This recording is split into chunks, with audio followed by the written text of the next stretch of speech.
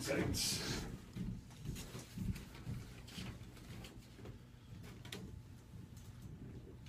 You started it, Rocco? Yeah.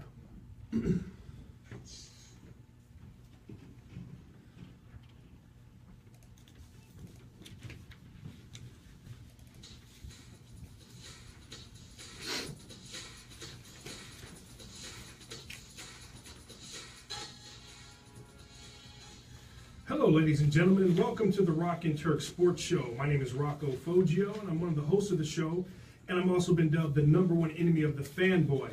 And today I'm joined by our special guest host, Jamal Ohio to Michigan Norman, and also Dom the Ref Reggio. For our new listeners, we're just a couple former athletes turned coaches that will bring you the week's top national and local sports stories, and we'll be focusing heavily on the NFL, college, and high school football seasons and discuss all the topics using our unique sports perspective and experiences that we've garnered as players and now as coaches. But as always, when I get the show started off, I like to do something that we call Rock's Rant.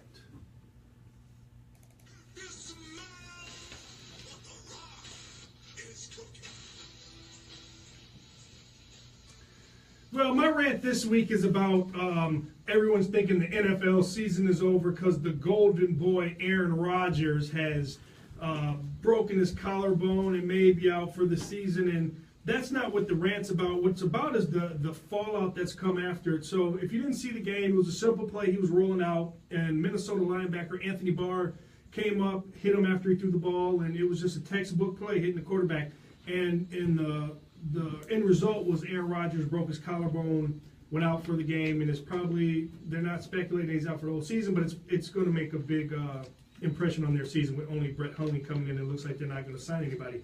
So what happened was Monday, running into Tuesday, the NFL says, and the fans and the coaches and everybody wants to look into it now and say, hey, that was a dirty hit. Well, number one, it wasn't a dirty hit. It was a legal hit. Everyone said it's a legal hit. The referee said it was a legal hit. But now because the golden boy is out, then now they want to change the rules and now how you can hit the quarterback. So I want to take you a little history real quick of how this all, everyone thinks this is because of concussions and all this. No. First of all, if anybody ever listened to the Jimmy King interview a while ago, he said, NBA is no longer a sports league, it's just entertainment. Well, that's what the NFL is now. And it all started back in 1995. It was a preseason game between the Steelers and the Packers. And Greg Lloyd, the ferocious linebacker that day, came out and he gave it to Brett Favre, knocked him out, gave him probably a concussion that will be considered a concussion now. And the following week, the NFL said, oh, we got to make rule changes, and that's what started. That's because Favre had actually at that point just signed a $50 million contract, one of the bigger contracts at the time. So we had a lot of stuff, but it was okay. And then in 2008, Bernard Pollard came through, and everybody remembers he ruined the Patriots season by tearing the other golden boy, Tom Brady's, knee up, and now there's a rule about going low. And as I was always taught as a defensive lineman, it was like, hey, if you can't get there, the last thing you do is just go for his legs. They hate it. They don't like it. Well, that's been outruled. So basically, there's a little target zone between probably the chest area and maybe the waist area that's legal to hit. So that's why you're seeing a lot of late hits on the quarterback. And now they're talking about changing it again. And the thing is, what are you going to do? There's no, you basically, because it's entertainment now, because the court and because of the CBA, there's not a lot of practice time. They don't have a lot of time to develop backup quarterbacks. So basically, your season, if you go around the league and look at most of the backups, they are pretty, they're pro players, but in the grand scheme of things, they're pretty pathetic, and they really can't carry a team on. Maybe the Minnesota Vikings have the only guy who's been a surprise. But you look what happened with the Raiders. Look at some of these other teams that had injuries and that point. So my thing is like, listen, if this is a violent game, it's meant to be violent. Things happen. Now, do I rule out dirtiness? Absolutely. There should be no dirty play. Like the play that happened against Alex Smith in the Steelers game, where the guy went at the back of his legs after the play was over, that's dirty. That should be pulled out. Or guys spearing guys. But when you're just playing this ball, the game in a good, clean, hard, fun way, and someone gets hurt, you can't keep adjusting the rules to make it so to protect players in a way where you can't even have fun anymore. There was a play the other day that it was just a simple sack, and it got called as unnecessary roughness.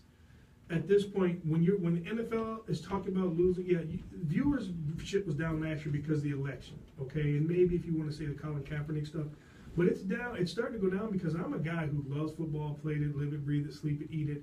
I coach it.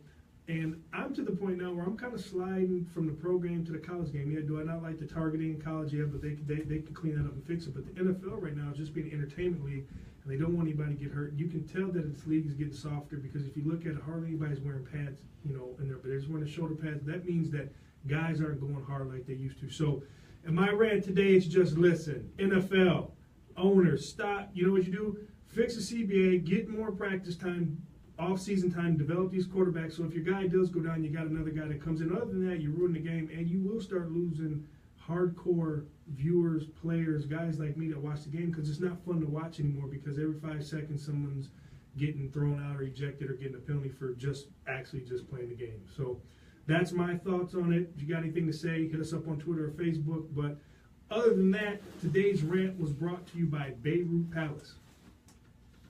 Hey sports fans, where can you find exotic and friendly surroundings, fine dining, and the taste of the Middle East and American cuisine? The Beirut Palace and its 4 locations serves food just like a homemade meal in your own home. Hummus, salads of your choice, kebabs, and their famous shawarma sandwiches that are great and fit in any budget. So make your dining out plans and go to one of the 4 Beirut Palace locations, and when in Royal Oak, stop by the Beirut Palace at 205 South Main Street. Ask for Mo and tell him that you heard about the restaurant on the Rockin' Turk Sports Show and get 10% off your meal. For more information, call them at 248-399-4600 or go to their website at www.beirutpalace.com. Do it today. What's going on, fellas? What's happening? What's going on? What's going on? Glad to be back. This is a great time to be a sports fan, and we're going to get into some fun stuff today, so hope you're ready. Jamal is here for Turk. Can't be here this week. I am filling in for Coach Turk. He has a coaching obligation today, and they wanted to add substance, real substance to the show. They called me. I'm ready to save it. Let's go. Hey, and as you say, being a sports fan today, I don't know if you do know, but it's been the first time, I think they said in 20 years, I think, that all 4 leagues will be having all 4 of the major sports leagues will be having a game on Today. at the same time. Really? Going on. You got baseball, you got basketball, you got football, Regular and season. you got hockey, regular season, all kicking off at 7 o'clock. So, be exciting. All at the same start time? Yep. Wow. Yeah, I think it's. I think the Dodgers game starts at 5:30, but everything else is on at 7. So, Cool. I love the rant, by the way. It's great.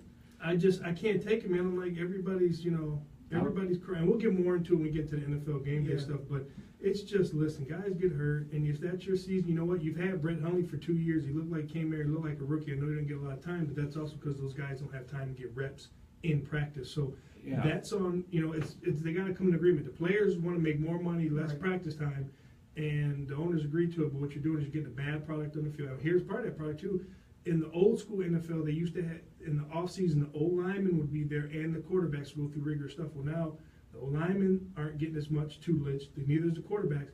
And what's happening is the defensive line, ends and tackles are getting faster, linebackers getting faster. So what you're doing is you're getting guys that are out-athleting the other guys, and part of how you defeat an athlete is through great technique and the quarterback being able to know where he's got to go with the ball and get it off.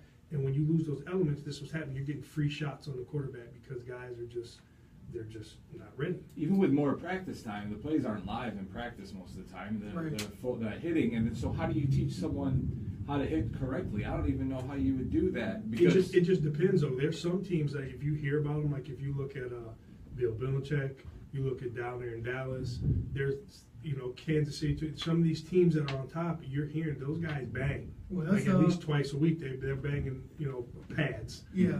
Going at it. So, Pittsburgh said, Ben Roethlisberger said last year that they practiced too hard, and so that, I think that shows the evolution of where we are in the NFL game. Mm-hmm. When Ben Roethlisberger came to the league in 2004.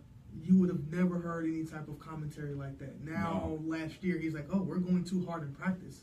I'm sure Mike Thomas like, "Come on." It's man. almost like, I agree with you're saying. The strike zone where you can hit somebody, or tackle somebody, I should say, is getting smaller and smaller. Yeah. And it's almost to the point where it's like, you could tackle this guy, but should I let him go because it'd be a penalty? Right, and it's trickling down because being a high school football coach, you see guys that are now avoiding safeties, that are avoiding hits and avoiding making plays because they don't want to get a targeting. But I'm looking forward to talking about that more because I'm kind of mixed on how I feel about where we are in the NFL game, and I'll explain why a little bit later. Well, I'll tell you what, a clear example of what Jamal was just talking about was if you watch the Monday night game, Tennessee, number one, has a great defensive coordinator, Dick LeBeau. He was a hardcore player in his day. He played for the Lions. He was a hardcore coach in his early career, especially with the Steelers. He's the guy that invented the zone blitz to start to defeat some of the concepts of the West Coast offense. And he's now 80 years old, strong, coaching, and a very good, very talented Tennessee Titans defense. But the biggest thing that you keep seeing is they miss a lot of tackles. Now, if you're high school, you miss tackles. It's not okay, but we understand we got to teach you. Right. College, it's about focus and discipline. You're a professional. I don't have to teach you, get a couple plays. Not everybody misses tackles. Right. The championship teams don't miss tackles. The Seahawks spend a lot of time on tackling and tackling the right way. You're looking at a super ultra talented defense who are giving up monster plays because guys are running past people. So that's, like you said, that's part of the issue, and a lot of it is time. Yeah, buddy. The time. So, all right, Dom, how can because it's going to be now that Turk's not here, there may be some. I don't want to say yes or no. It might be some Michigan bashing. There may be some Michigan bashing. Awesome. Full disclaimer. Where can all the Michigan crybabies get a hold of us if they don't like what we're saying? They can call in at 248-721-8570, or they can get a hold of you guys on Twitter at Rockin' Turk Sports with a Z. All right, well, before we get started, we just want to let you know that today's show is brought to you and sponsored by Blaze Contracting. Brought to you in part by Blaze Contracting Incorporated. Blaze is a heavy civil site contractor that self-performs mass and surgical excavation, aggregate installations, land balance and grading, storm sewer, sanitary sewer, and water main installations throughout Michigan, Ohio, and Nevada. Blaze has successfully Right into Classic Battle. profile projects and is a preferred vendor for many established major corporations and developers doing business in Detroit and across America. Currently, Blaze has several major projects going on in Metro Detroit, including the new Little Caesars headquarters building, the Detroit Rush Park development, the Flexingate Auto Supply plant, and the new Little Caesars Red Wings Arena. Hey, sports fans, if you're out there listening, I know. I was wondering, why don't they do that? construction process of upgrading or If I was Blaze, I'd be mad. Like, bro, you need to give Blaze a call. They can provide valuable assistance from the beginning stages all the way through the budgeting, design, and of course, the construction Picking up process. the Phases mics of right your now, but project. that is. You will experience the administrative fees provided by Blaze that will ensure that You your should chirp, project Turk. is I don't completed care. on time and within budget.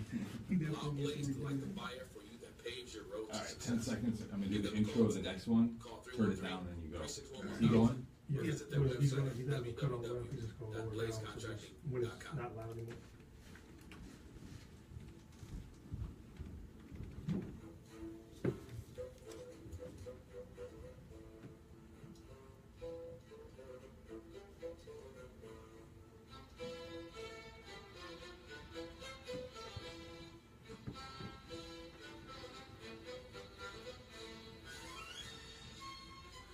All right, we're going to talk about this week in sports, and as Rocco talked about earlier, this is a great time to be a sports fan. We have all four major sports going, primarily because the NBA started their season earlier in an effort to avoid back-to-back games. Charles Barkley is not a huge fan of that. The NBA has kind of gone a little soft on us, but the NBA kicked off on Tuesday night with Kyrie Irving going back to Cleveland with the Celtics playing the Cavs, and then the NBA defending champion Warriors kicked off against Houston.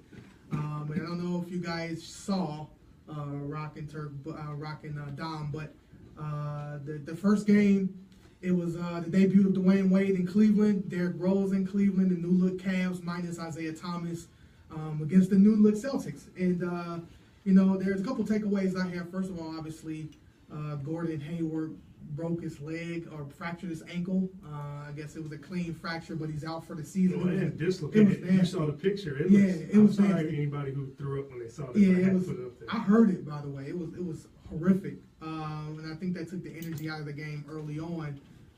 But it's to me, it was nothing more than an affirmation of where the Eastern Conference stands. Because even with Gordon Hayward, the Celtics were not beating the Cavs. Like, even the new look Cavs with the Derrick Rose and Dwayne Wade, guys who can't shoot the three, they were not beating the Cavs. this is going to be a new look Cavs, a different Cavs, and actually a Cavs team that I think will have a slightly better shot against the Warriors because they won't be so 3-point reliant.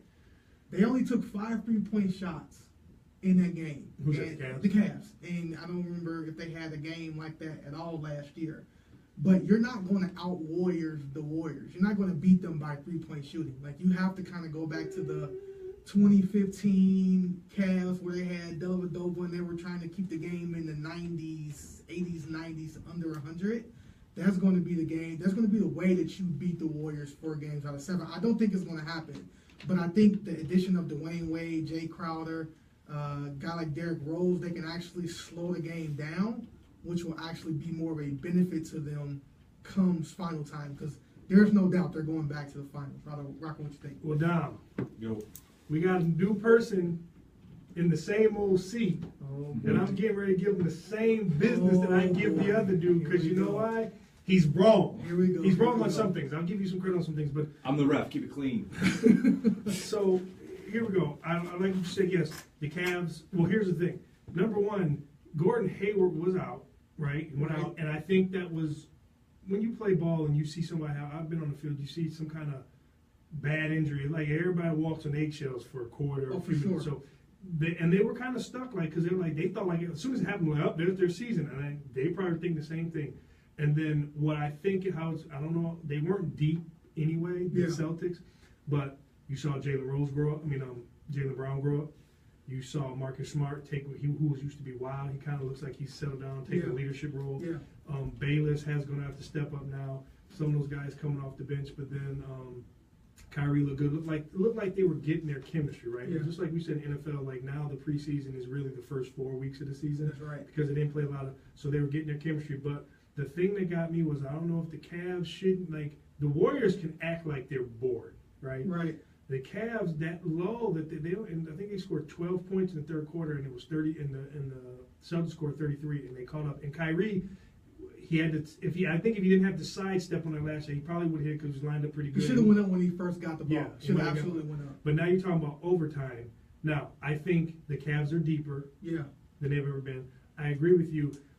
They don't have some teams, I think we'll get to the Rockets in a minute, but I think they can't win like you said, the Golden State battle. Right. But one thing that and obviously everyone don't get too excited, but it is game 1. But Derrick Rose still can't shoot, but Derrick Rose can still create problems cutting to the lane and he took it to the cup a lot, and I think that started breaking down. I think you're seeing I don't want to say evolution of LeBron, but LeBron is understanding. I think he probably wants to play 6-7 more years maybe. Yeah. So if you saw what he did last night more than the other time, he wasn't super aggressive going to the rack. He went 1-2. He played a lot more of a magic role where I think he had what he had? He had 25 points, 16 rebounds, 9 assists.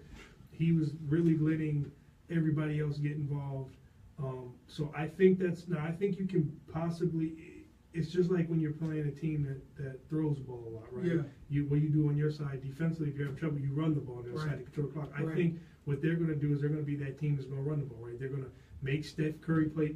Steph Curry will have a challenge against, and even if you want to put Klay Thompson on, then you move over to the 2 spot. He's going to have to cover Dwayne Wade. That's right. Put him in a post and work from there. So I think in that aspect, but here's not so fast, my friend.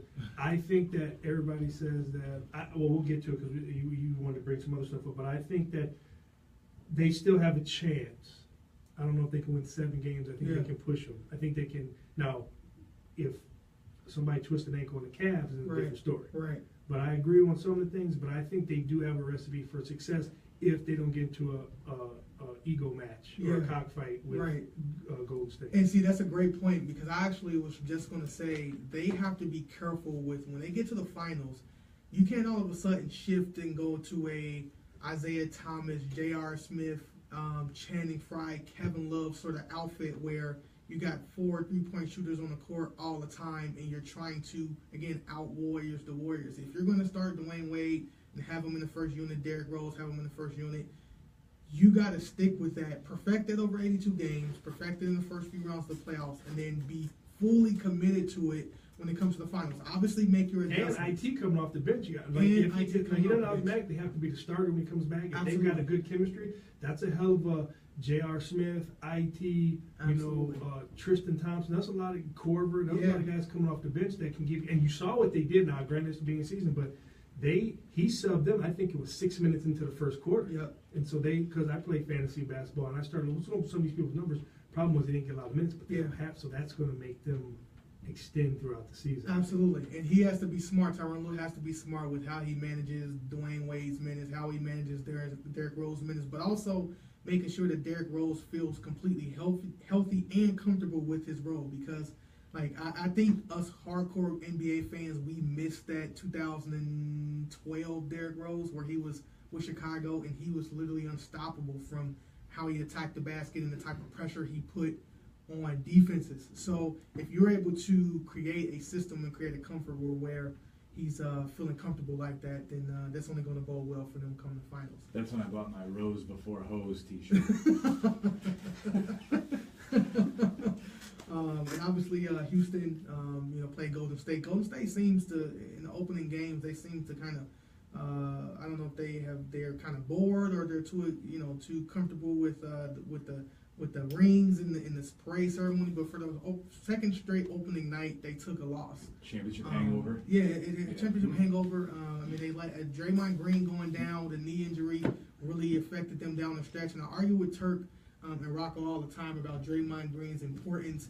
I contend that he is a top 10 player in the NBA. That's where the argument starts. We didn't say he's not a top player. Yeah. I don't even think he's top 20. And here's the thing. I'm not saying that he's a top 10 scorer. I'm talking about his importance and what he means to that team and the things that he's able to do. Look, you have to be able to play. But basketball is the one game where you can do almost everything except score and still be the most important person on the team. But that doesn't make you a top 10 It player. does not. But I'm saying when you think about his importance to that team. Look, they got a million shooters on Golden State. Swaggy P had 23 points. Leading scorer. There's nobody else on that team that can do what Draymond does when he can guard 5 positions and I think he had almost a triple double in that game. But you can still, but you know what you do? Then you go to a smaller one. They'll create mismatches all over the place. That's why I say he's not a guy that if you take LeBron out, right? You take Steph Curry out, you take Harden out, those type of guys. You take Russell Westbrook out. That is a top 10, 20 player where your team crumbles without you.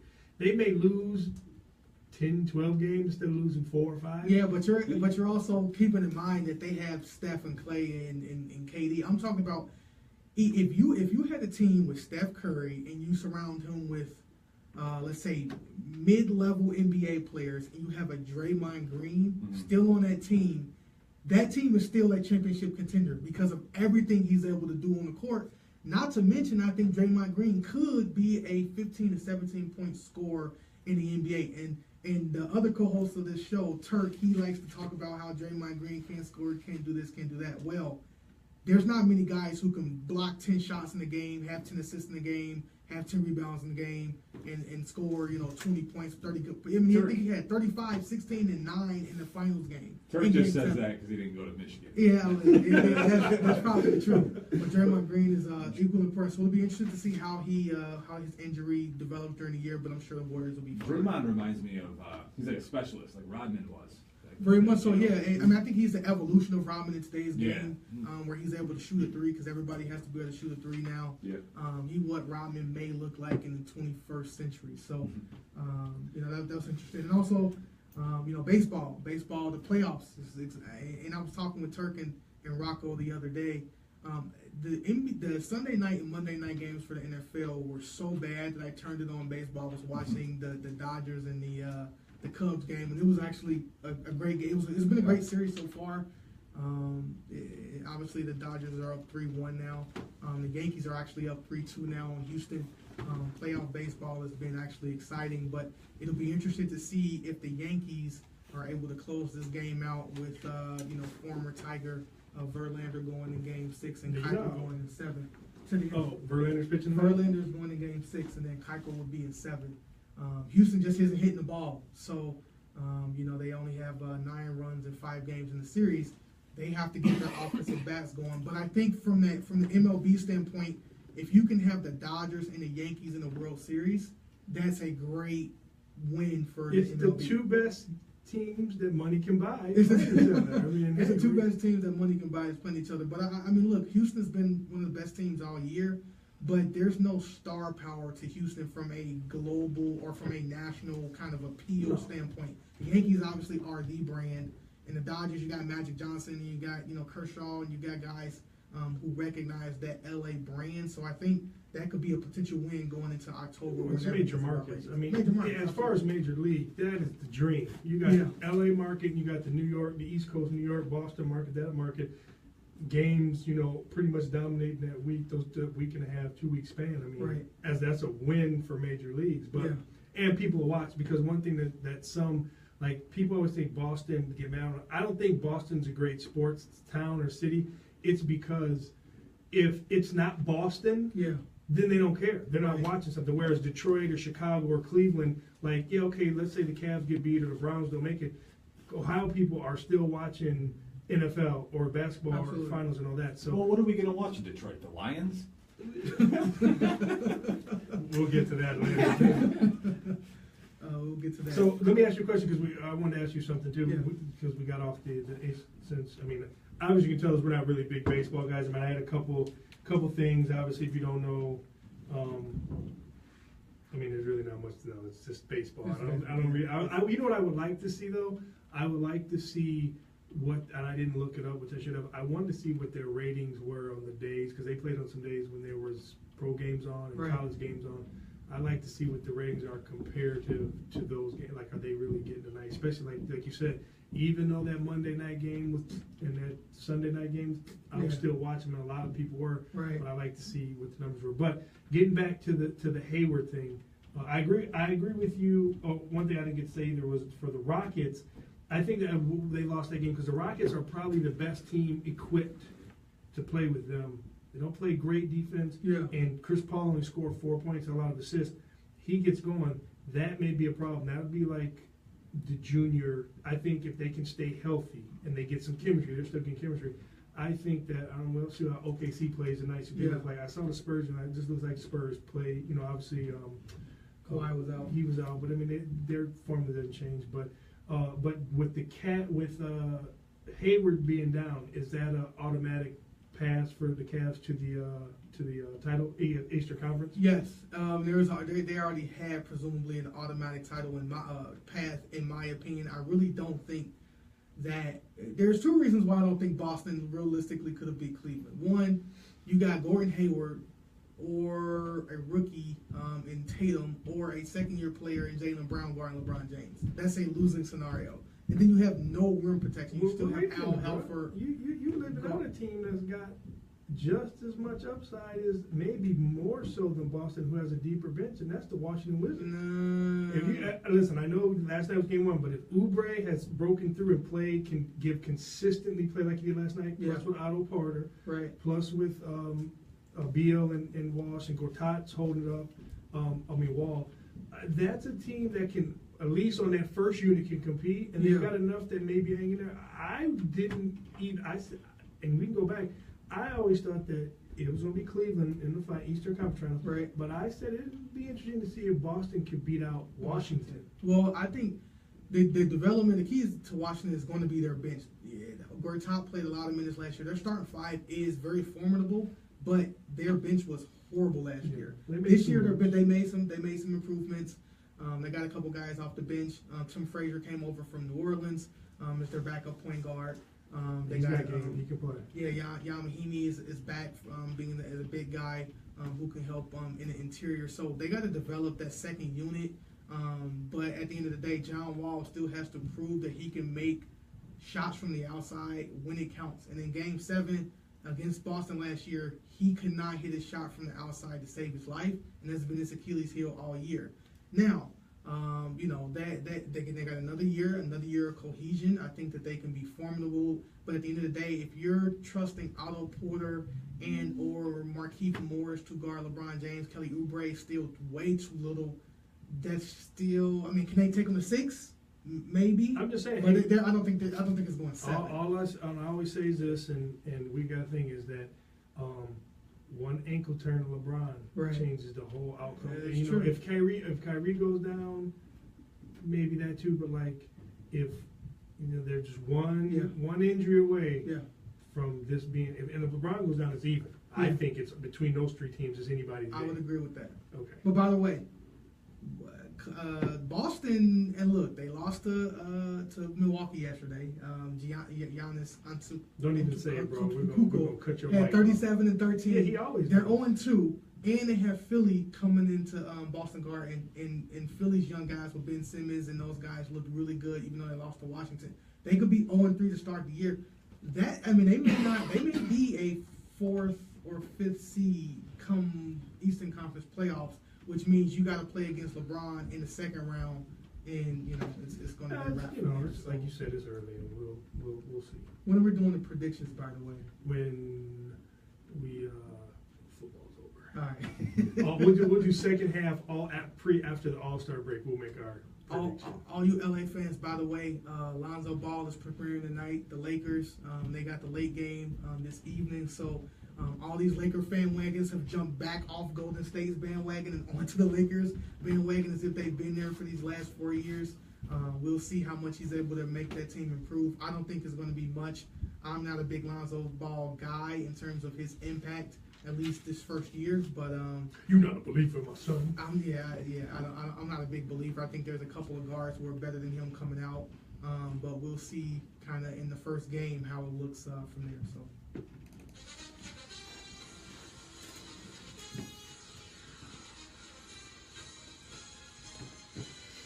That is my favorite music. Like I always say, that's like when you see an ice cream man come down the street. When I hear that, I stop what I'm doing and look at the TV because it's football time. And so I guess we're going to talk to you. I hate doing this. Is that I don't know if he's near and dear to your heart, but we got to. Why, if you want to know why we call him Ohio to Michigan itself, that's where he's born and raised in Cincinnati, and yes, sir. He's here in Michigan now, and so we say Ohio to Michigan. But first topic we have is Zeke. Was given a second, chance by the football gods. He was granted another temporary restraining order to hold off the suspension that was overturned earlier in the week, and so he is available to play in Sunday's game. So my question is this just holding off the inevitable? Is this something that they're going to get slammed in the end? Because I think the NFL doesn't want this to succeed, just like last year they didn't want Brady's to succeed. Right. Is this going to cause a problem? Because the one thing that this judge said, the original judge that gave the stay, she's on vacation, so the other judge came in and he kind of did it to basically say let her deal with it when she comes back. Right. But what he said was that the impact of suspending this person is financially for what was presented, right? And it's not very strong in their opinion, is that this suspension will be money that he probably won't ever recoup. And he's got, a decent sized contract and all that, so he was saying it needs to be absolute, and so they need to have something. So this is very scary for the NFL, because now what will happen is if guys get, and we're not talking about the major stuff, but you know how people abuse system. Right. Guys get little stuff, they don't get the answer, they want to take it to federal court. Right. Is right. this a good thing if he wins, or is this something that's just going to make it harder on the players if he does win? A good thing if he wins. It's not good for the NFL, and I cannot envision a scenario where the NFL loses this case. Even though I think that the evidence is shoddy, even though they didn't present a great case against Ezekiel Elliott when it comes to the suspension. I don't think that they have lost a case yet that they've taken through these court channels, and I think even if it's not this year, eventually Ezekiel Elliott will serve a suspension. I don't think that they are going to have to worry about Ezekiel Elliott winning. But if he does, the NFL will be in trouble, because a lot of guys are going to use the NFLPA, which is they pay union dues. They're paying into the legal where they're getting legal representation for these sort of grievances or appeals that they want to raise. Now all of a sudden there's precedence in the courts to be able to overturn things if the NFL does not do a great job with presenting this case. And we know that the NFLs they're not investigators. They're not consistent in their handing out of punishments. 100%. So when you got a system, or you got an organization that's not consistent with how they hand out punishments, combined with the fact that they don't like have subpoena. I mean, they're not the FBI. They don't have subpoena powers. They don't have the ability to get all of the evidence maybe necessary to present the best case.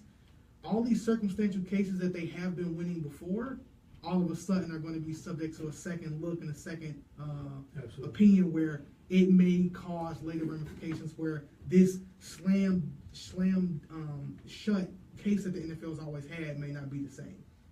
That's what I agree with, and I also just think that it's just dangerous because, like I said, you get people abuse stuff if you start getting players thinking, I do whatever I want to do. Yeah. Or I'm going to take it here, take it there. So I agree with that. Well, since we're on the court topic, and this is something that's very interesting. So if you don't know, Colin Kaepernick this week decided to, and I guess it was actually before the injury. I think it was last Friday. Yeah. He brought a lawsuit against, he filed a grievance against the owners for collusion as a reason for his lack of employment. So one, does this ultimately kill his chance to play in the NFL? And then when you give me that answer, I'm going to give you something that I found out that's probably a little bit bigger. Interesting. Yes, it does. But I don't think that that's any different than where we already were with Colin Kaepernick. I don't think that he was really going to get a shot to play anyway based off where this thing and this protest has gone. Because it is costing the NFL owners money. And at the end of the day, it is a business. They care about their bottom line. And the evidence shows that NFL owners would go through seemingly drastic measures to hire and employ quarterbacks who are not as good as Colin Kaepernick. So when you look at the history of all these guys who have gotten jobs, whether just for a couple weeks or whether they signed throughout the year, I think it was pretty evident that Colin Kaepernick was not going to play in the NFL this year. Now, I think that, this grievance basically shut the door on it. I don't think that there's any shot that he's going to play going forward. And I think he knew that, which is why I think he brought this case when he brought it. And there's was going to bring my second point. So some of the things that I, found out, obviously just doing research, but there's some people that I know that have, that are in the league and sprinkle things down to me, that they believe that his lawsuit is bigger than him just trying to get on the field. Right. And what they're saying that he's really going after the CBA. Interesting. And what that means is if he can prove there was collusion between the owners against him to keep him off the league, that the entire CBA will be terminated immediately. So, because what it says in their current CBA in Article 69, Section 2, it allows early termination of the CBA if collusion is proven between the owners. And now that because I was also thinking like, well, why is he going at them? There's no way he can win this. And also they were also trying to say that if they could get this into court, then they would have subpoena power. Right. And if you weren't thinking that this would go anywhere, you might have stuff that's laying around or conversations or text or correspondence, emails, and you think, well, why not? But look at all the dumb stuff that's happened where people have been used company phones and emails and sent, stuff across the lines, like thinking that nothing could ever get hacked or happen. So I think you're right. I think he's probably done because with the whole Tennessee situation and even with Green Bay being down, because he kind of is he as accurate as Aaron Rodgers? But he's the same mobile type guy who's gotten more of a field than Aaron Huntley does. Not to mention he absolutely killed them in the playoffs and killed them, I think, for 2 years straight. So Mike McCarthy's seen a lot of Colin Kaepernick in the way that he could be utilized and you only got in a way that's effective. And they haven't shut him out for the season. They said before he could possibly be back for the playoffs or in the season. So what I need you to do, I need you to go 4-4. Right. 5-5. Absolutely. Just get us 5. Keep us afloat, which quarterbacks have struggled. I think even if you look at Dallas a couple years ago, when Tony Romo went down, they went 0-11. And that's why having a guy like Dak Prescott last year was so helpful to them.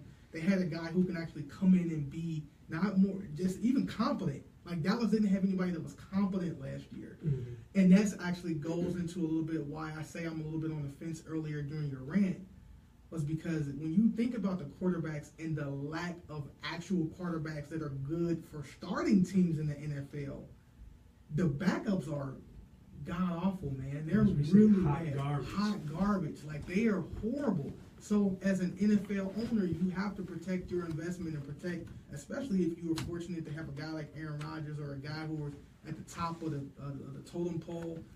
you've got to protect that asset at all costs, because if you have to have guys like, Matt Castle or, Brandon Weed on your roster, you are done. You are cooked. You are toast. There's no chance of you winning. So I think that's really influencing this reaction to the Aaron Rodgers injury that you're seeing.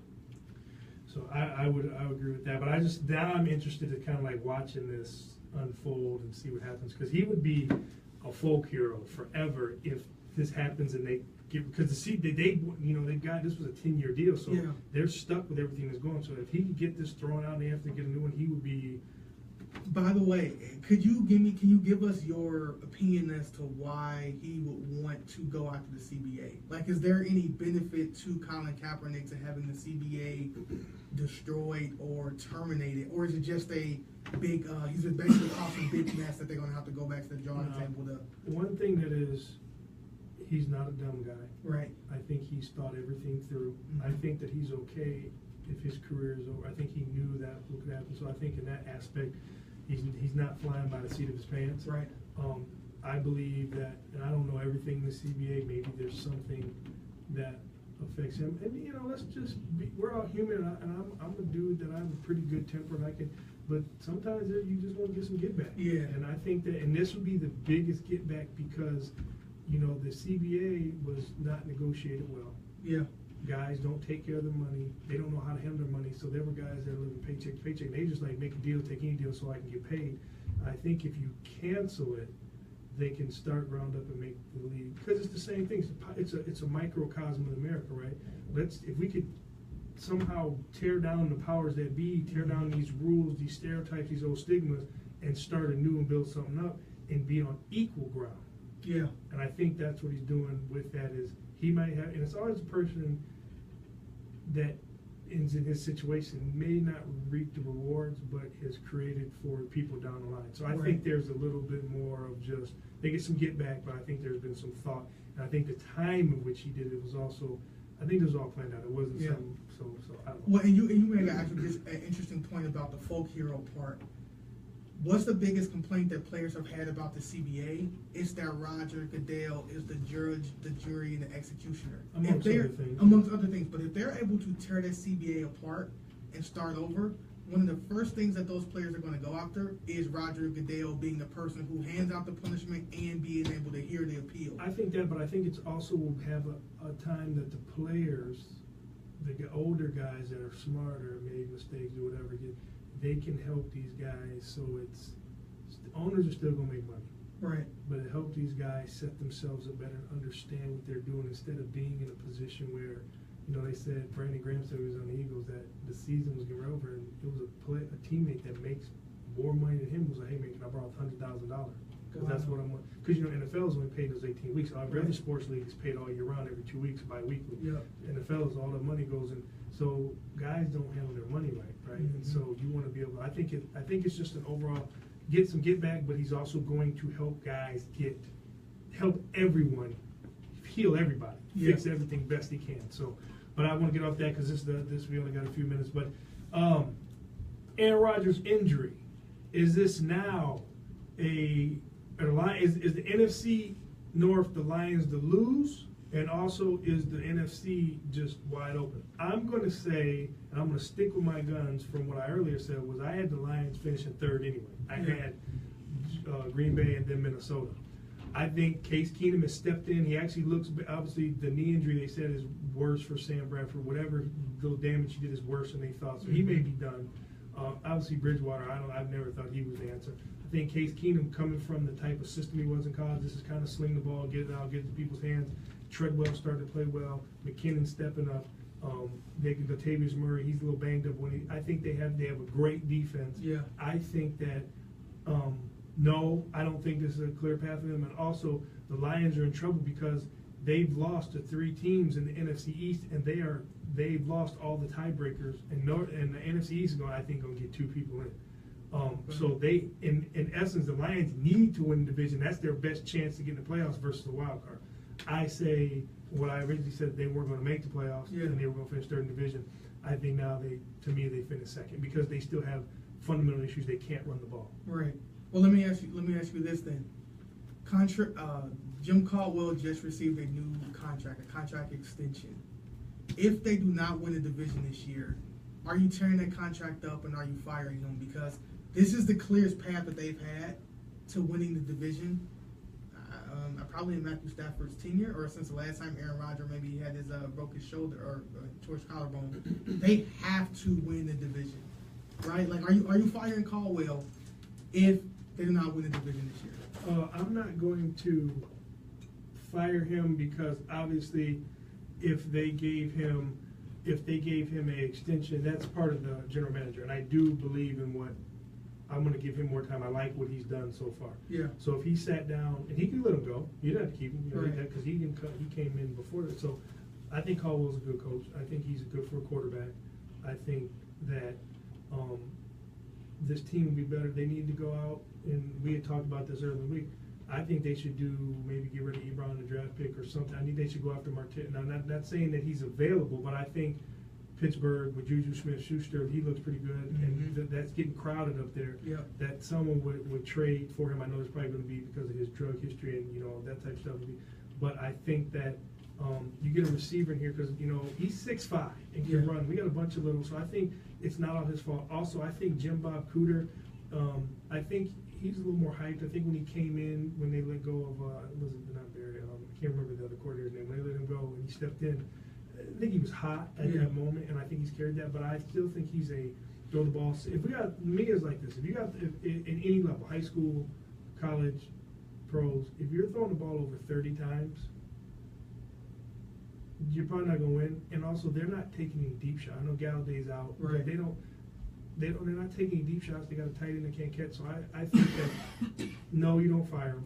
You give him. You let the GM. They need a running back. Yeah. They need a couple more pieces on defense. I think they need some play. I don't think they need to draft him. I think they need free agency. They need to go find like Alshon Jeffrey, someone that is a big target that's got some toughness to him, maybe two guys, and do that. Now, if we get you that, you can't win. Then maybe we got to talk about it. But I think he's got the confidence of the players and obviously the staff and the ownership. So I don't have a problem with him. I know everybody complains about him. I don't have a problem. But I just don't see how you can justify to Lions fans worldwide them not winning the division this year, especially considering how they started out. They were going to beat Green Bay anyway.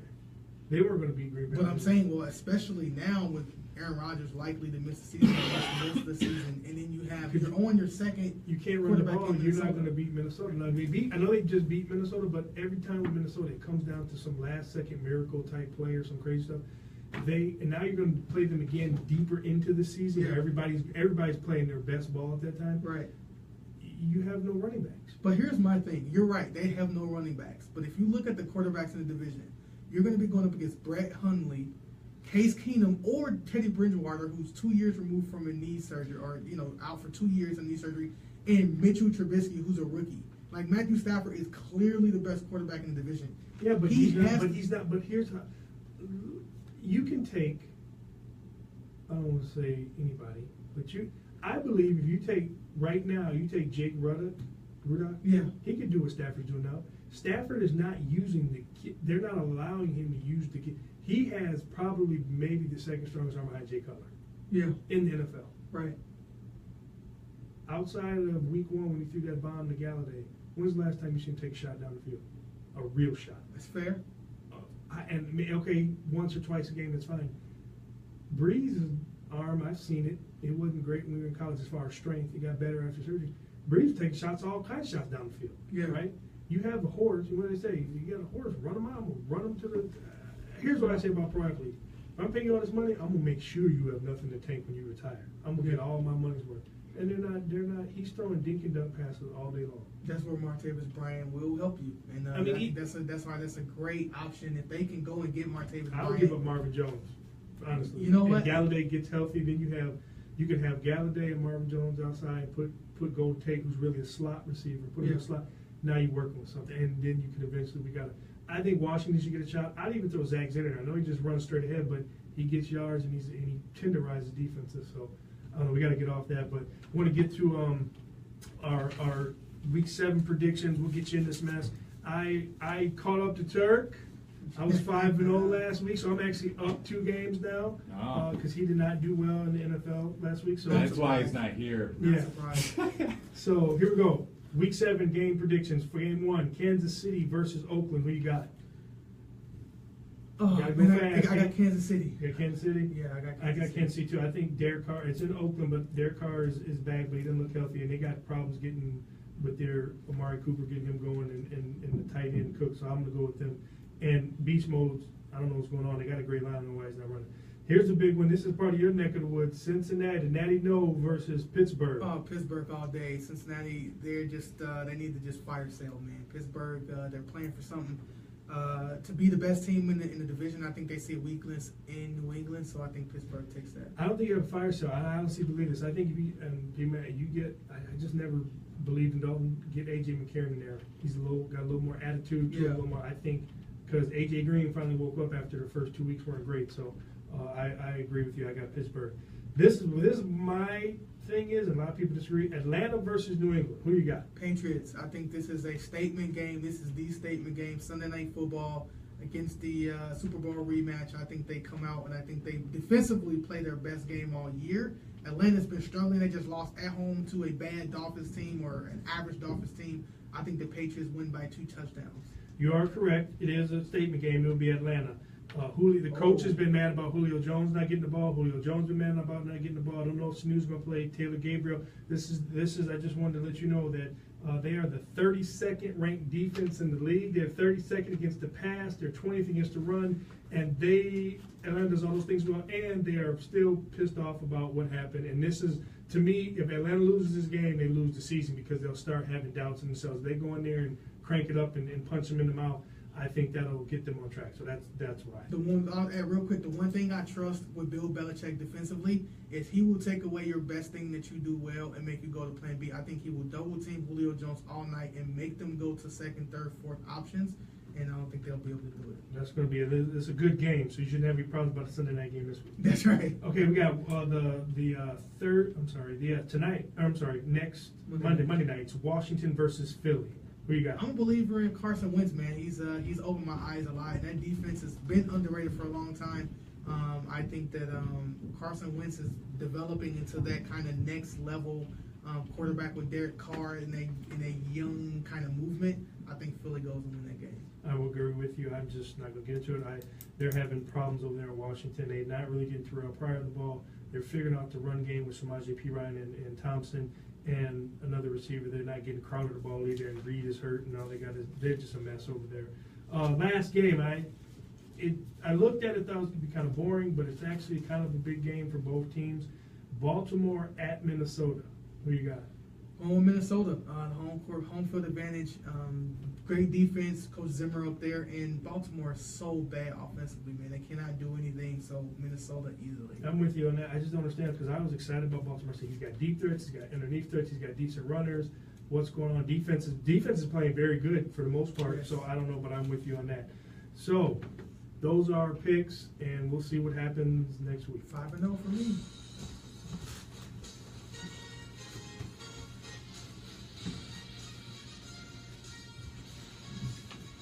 All right, I'm going to go through this pretty quick because we're running a little far behind. We've got some great guests coming in, so I want to make sure we have time to get everything with them. So I'm going to blaze through this fantasy football. I didn't get to it last week. Want to get to it. So all you guys, pull your pens out. Once again, I'm going to give you I'm going to give you the whole lineup since we missed it last week. So for DraftKings, got my pen ready. Hey, it's wrong show. Okay. Andy Dalton at quarterback. Your running backs this week will be Todd Gurley and Adrian Peterson.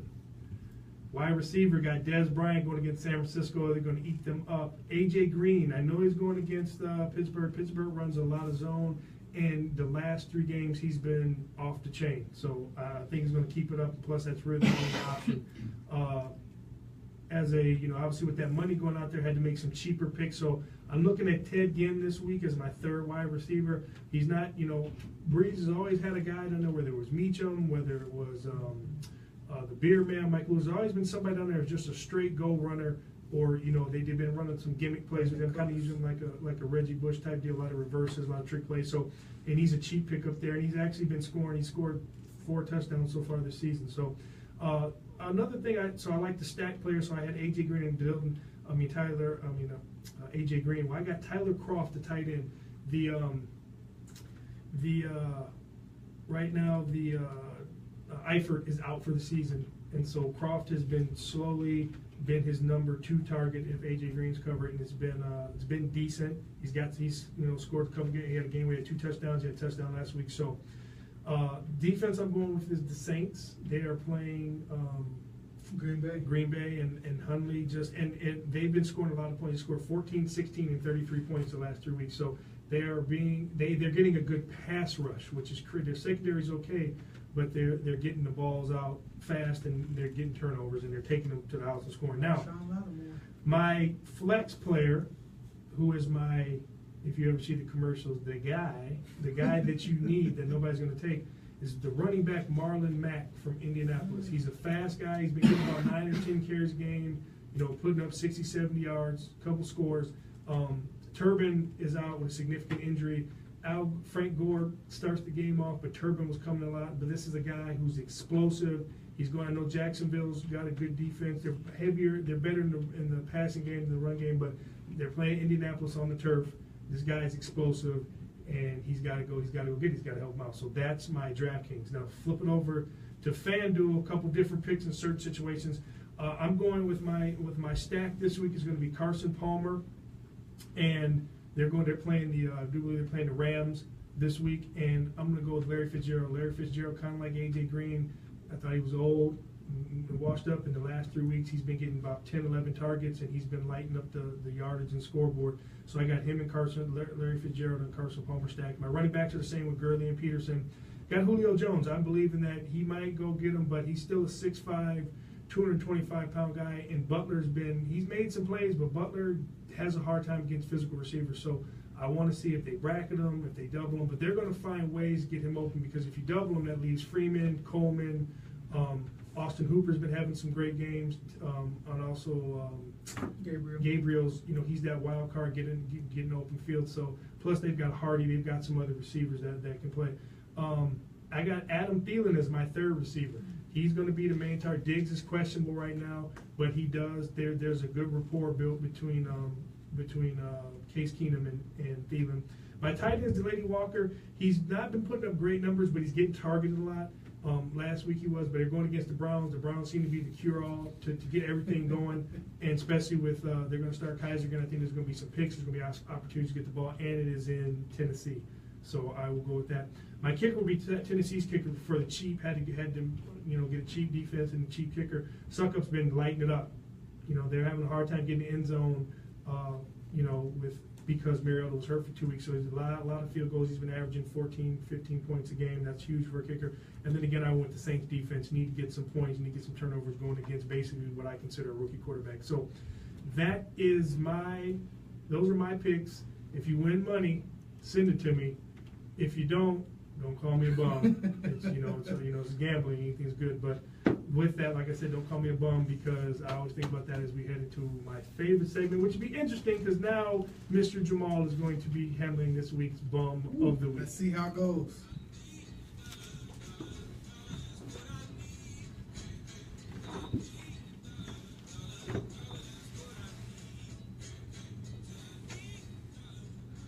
Welcome to a special edition of the Bum of the Week. Mr. Justin Turk, I hope I do your favorite segment a solid here. I'm going to try to shoot my best rendition of the Bum of the Week, man. Look, this guy who's the Bum of the Week this week has been deserving of Bum of the Week probably for 3 years now.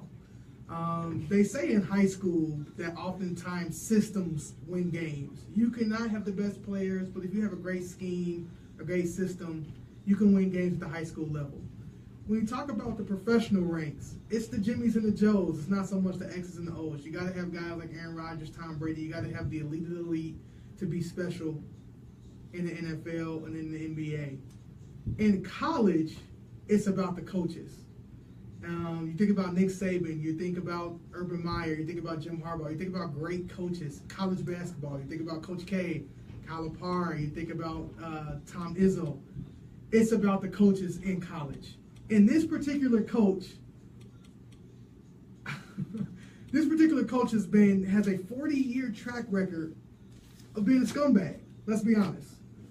Starting in 1974, his first job as a coach after playing at UMass, he was indicted and implicated on 8 violations as an assistant coach at Hawaii. This coach in 2009 had an affair with his team's manager's wife at a restaurant in his home city where he was the coach and paid her to have an abortion. That woman later on went to be federally indicted and is facing jail time for trying to extort money from this particular coach. In 2015, this coach, his program, had an assistant coach paying money for strippers and prostitutes to sleep with recruits and with players. Of course, he claimed no knowledge of this. And he was able to get away with it. He was able to actually get out scot-free from that scenario. Jeez. And then in 2017, just recently, this coach was credited for receiving 98% of a shoe contract from Adidas, subsequently suing them for, slander and basically stating that he's the reason why he's out of the job. And I'm talking about no other than Rick Pitino. Rick Pitino has recently been fired from Louisville for a cause. Finally, after a recruit, allegedly, Brian Bowen, received $100,000 from Adidas. Of course, he claimed no knowledge. He says he passed a lie detector test, which proves his innocence. He was on ESPN last night with Jay Billis, talking about he only has to answer to God. And whenever you start invoking God in your interviews, you know that you're in trouble. Rick Pitino made calls to a guy who was facing federal indictments the week that, for 3 times the week that this committed to Louisville, Brian Bowen. Rick Pitino, you've been a great coach. You're the only coach to win 2 championships at 2 different programs. But you've done it in a way that's been just sleazy, man. You wear white suits during your games. Like, I just think you think that you are bigger than basketball. And finally, the basketball gods or the FBI, whichever one you want to say, has finally caught up to you. You've been escaping and running for 43 years, Rick Pitino. It's finally time for you to meet your maker, man. And it's due. It's beyond due. But, Rick Pitino, he got fired for cause, so he's probably not going to get paid out $44 million that he's owed on his contract. He claimed yesterday that he doesn't want to coach anymore. He doesn't know. So the next time you see Rick Pitino, and you see him in this white suit and this Ferrari that he's probably going to pull up in outside the Yum Center in Louisville, please give him $1, as Mr. Turk says. Because he's the bum. He's the biggest bum that we have going on in college basketball and college sports right now. Rocco, what you think? You know what? I agree with him. I like Pitino. And when I was watching that interview, I looked for body language and signs and things. And like you said, when you go to the, God. You have to answer to God. God knows my heart, basically, is what he was saying. Like, dude. So, like you said, it's a track record. And I just think it's the school in general. You look at Bobby Petrino, his situations, how the higher you look at Rick Pitino, they've placed a precedence of winning and building a program and making money over doing some things. Now, is everybody doing it? Sure, but your hand's been in the cookie jar too many times, man.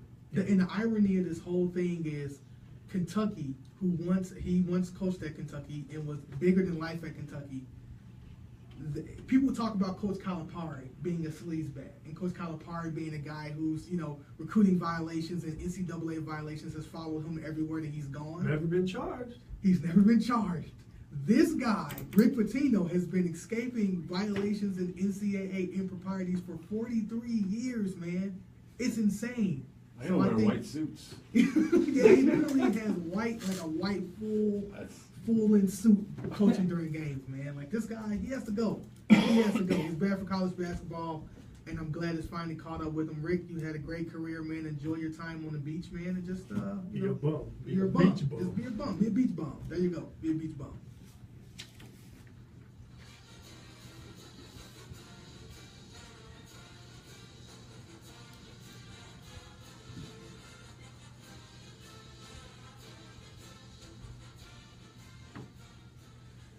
That is the fight song for the Penn State Nittany Lions, and they have a big showdown Saturday night, ESPN, or ABC, I should say, against your Michigan Wolverines. And we're going to talk a little bit about some college football here. There were a lot of upsets last week. You had the Washington Huskies falling. You had Clemson, the number 2 team in the land, falling on the road to Syracuse. Washington State getting blown out, and you also had Auburn losing. So there's been a lot of movement in the top 10 in the college football playoff picture. Rocco, what was your takeaway from the last week of football games? I'm starting to get with my predictions. I thought it was maybe just the Pac-12, but when these guys are playing on these Friday night games, it just seems like it is either the NCAA wants great ratings, don't miss our Friday night games, right, or because everyone that plays on Friday night has got upset. It was Wazoo upset, USC on Friday night, and then you look at Clemson and Syracuse. Now, granted, there were some factors. Bryant was gimpy coming into the game. They had to pull him out. And Syracuse played a hell of a game. Dino Babers, man, that offensive scheme up there at Syracuse is legit, man. Yeah, he's a good coach. He's been good everywhere. I mean, look at he left Bowling Green and look where they're at now. And he's up there, and I think he's don't disrespect. No, I'm not. I will later, but not right now. It's just one of those things. He's just a good. He's a guy that he should move on to. He should get a Power 5 gig. Absolutely. I mean, at a better Power 5 school and do that. So I was waiting. Washington, you know, they always struggle at Arizona State for whatever reason, and it caught up with them. But Wazoo, I won't say it was an upset. I mean, it was upset because it was Cal, but Wazoo hasn't played anybody. Yeah. And I was waiting to see. I mean, they played USC, and they got that one. It was up there Friday night. Yeah. Wanted to see. You know, I was hoping that both of them would continue to be undefeated. Apple Cup would be huge, right? Yeah. But we'll see what happens with that. And then I called the LSU Auburn. I just think LSU is the same situation. They have a great defense. They have a good offense. Geis has been banged up.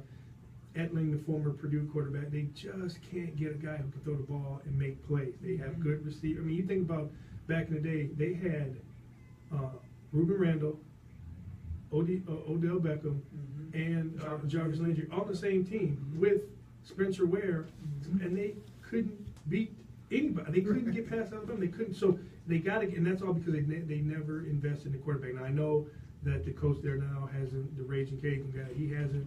He's got to get his guy in there. He's got a guy. He's there waiting. He's a freshman this year. They're hoping he's going to be ready. But that Auburn is upsetting because every time Auburn got beat in the beginning of the season, it's just a hiccup. Everybody wants to make this Auburn-Alabama game be something, but now it's just they're stepping back. They're going back. So I'm glad you said that, man, because the Auburn hype train from the time they lost to Clemson was like unreal this last couple weeks in college football. Like they were literally saying that they were a legit college football playoff team, and I didn't see that all year. And obviously, you know, that's neither here nor there now. So I don't know. So that you know, I like it though because that makes me talk about which teams do you now, because I'm fortunate this week didn't affect my Final Four. Yeah. But what do you say this does going forward? Because this is kind of opened things up for some teams like a TCU, for you know, even maybe a one-loss Wisconsin. Oh yeah. Or even, you know, maybe Penn State loses to. I think it definitely opened things up. It's going to be interesting because you're right. The Big Ten, of course, has its conglomerate of teams, and now you have to add Michigan State into that. They're 5-1. They still have Penn State. They still have Ohio State. They still have the Big Ten title game potentially in front of them. So they still have a lot to play for. Of course, Penn State, Michigan is the big game this week. Michigan can climb back into the race if they are able to go to Penn State and beat them. Penn State is motivated by what happened last year, and you know there were some comments kind of retweeted on Twitter this week about Wilton Spate saying that they ran the same play 8 times and they were laughing in the huddle. No, man, forget that. The best thing has been they said Flint water is equal to or greater than or equal to Michigan quarterbacks, and people are that's so classless. That's so good.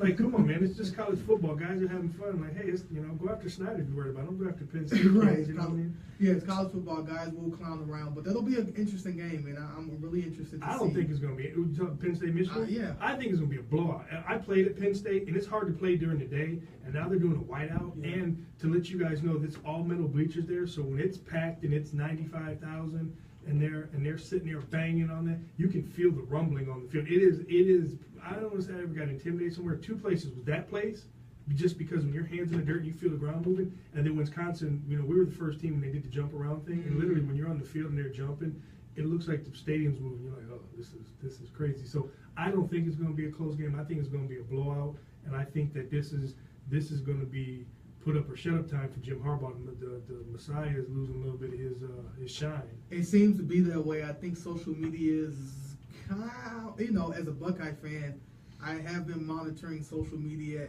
in the backlash of the Jim Harbaugh's offense, particularly after the Michigan State game. And it seems like... And at least with the offense, because he finally... I knew this last year, but never said anything because I didn't know if it was because the person that told me I know. But he has been calling the plays. That Iowa loss was his loss. They send plays down. Don't blame Pep because they send plays down and he decides what he wants to run. And so these losses are on Harbaugh and whatever he's got going on upstairs. Yeah, and I know that local fans and local media probably will still give Harbaugh the benefit of the doubt, but when national media starts to change and the tenor starts to change and they start, you get Paul Feinbaum and you get guys like Kirk Herbstreit, and you get the national guys to start talking about what Jim Harbaugh has not done at the national level. Then I think that's when the tide may start changing. This is a big game for Michigan. It's a big game for Michigan. Like, if you don't win this game, all of a sudden now the best you can probably go is 10-2, and then you got another 10-2 season, and then what? So this is a big game for them. You give them some credit. I don't know if they're going to beat. I said the best they can do. Yeah, they got to go to Wisconsin. I think they can be 8-4, bro. That's what I said from jump. They're going to finish 8-4. So that would not go over well. So let me ask you. So with that, let me ask you this because we got to get to the games. But which conference do you feel is going to get left out?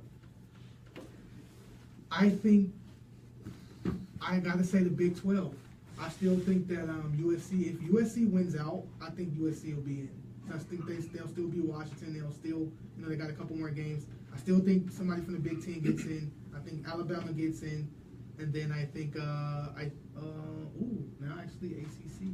That's where I'm at. I said the ACC is going to be a problem because of this. So if you want to look at Clemson was just a hiccup. So here's what I got: Florida State, Louisville, North Carolina, they're down. They're not going anywhere. Most of them have 2 to 3 losses. Now you look at Miami's schedule. Miami's undefeated, but they still have to play Virginia Tech, who's no easy out, and you got to play Notre Dame. I think Virginia Tech might be better than Miami. I know they stumbled early in the season, but next, Clemson has Florida State. Now, Florida State's got a problem at quarterback. They're still a good football team. Okay, so that's no easy win in there. You got North Carolina State, who's a good football team. You're gonna have to play, and then also you have Georgia Tech, who's just an upset waiting to happen because it's so hard going into those games. You've been playing spread, and you getting this smash mouth option, and as the game moves and the clock runs, and if you're behind and you don't have enough, you start to panic and you start to worry. So they're always an upset waiting to happen. And then you got South Carolina, who quietly is having a really good season, much chance. The defense is good, and they're figuring out offensively. And then, like I said, Virginia Tech has Miami left, and they also have once again Georgia Tech. Upset waiting to happen. The ACC title game. So, but now what I'm thinking is that like the old school Big Ten, they're going to cannibalize each other, and I don't think anybody gets out of the with 2 losses. And the thing also rests on Brian Sanko. The big part of their offense is him running the ball.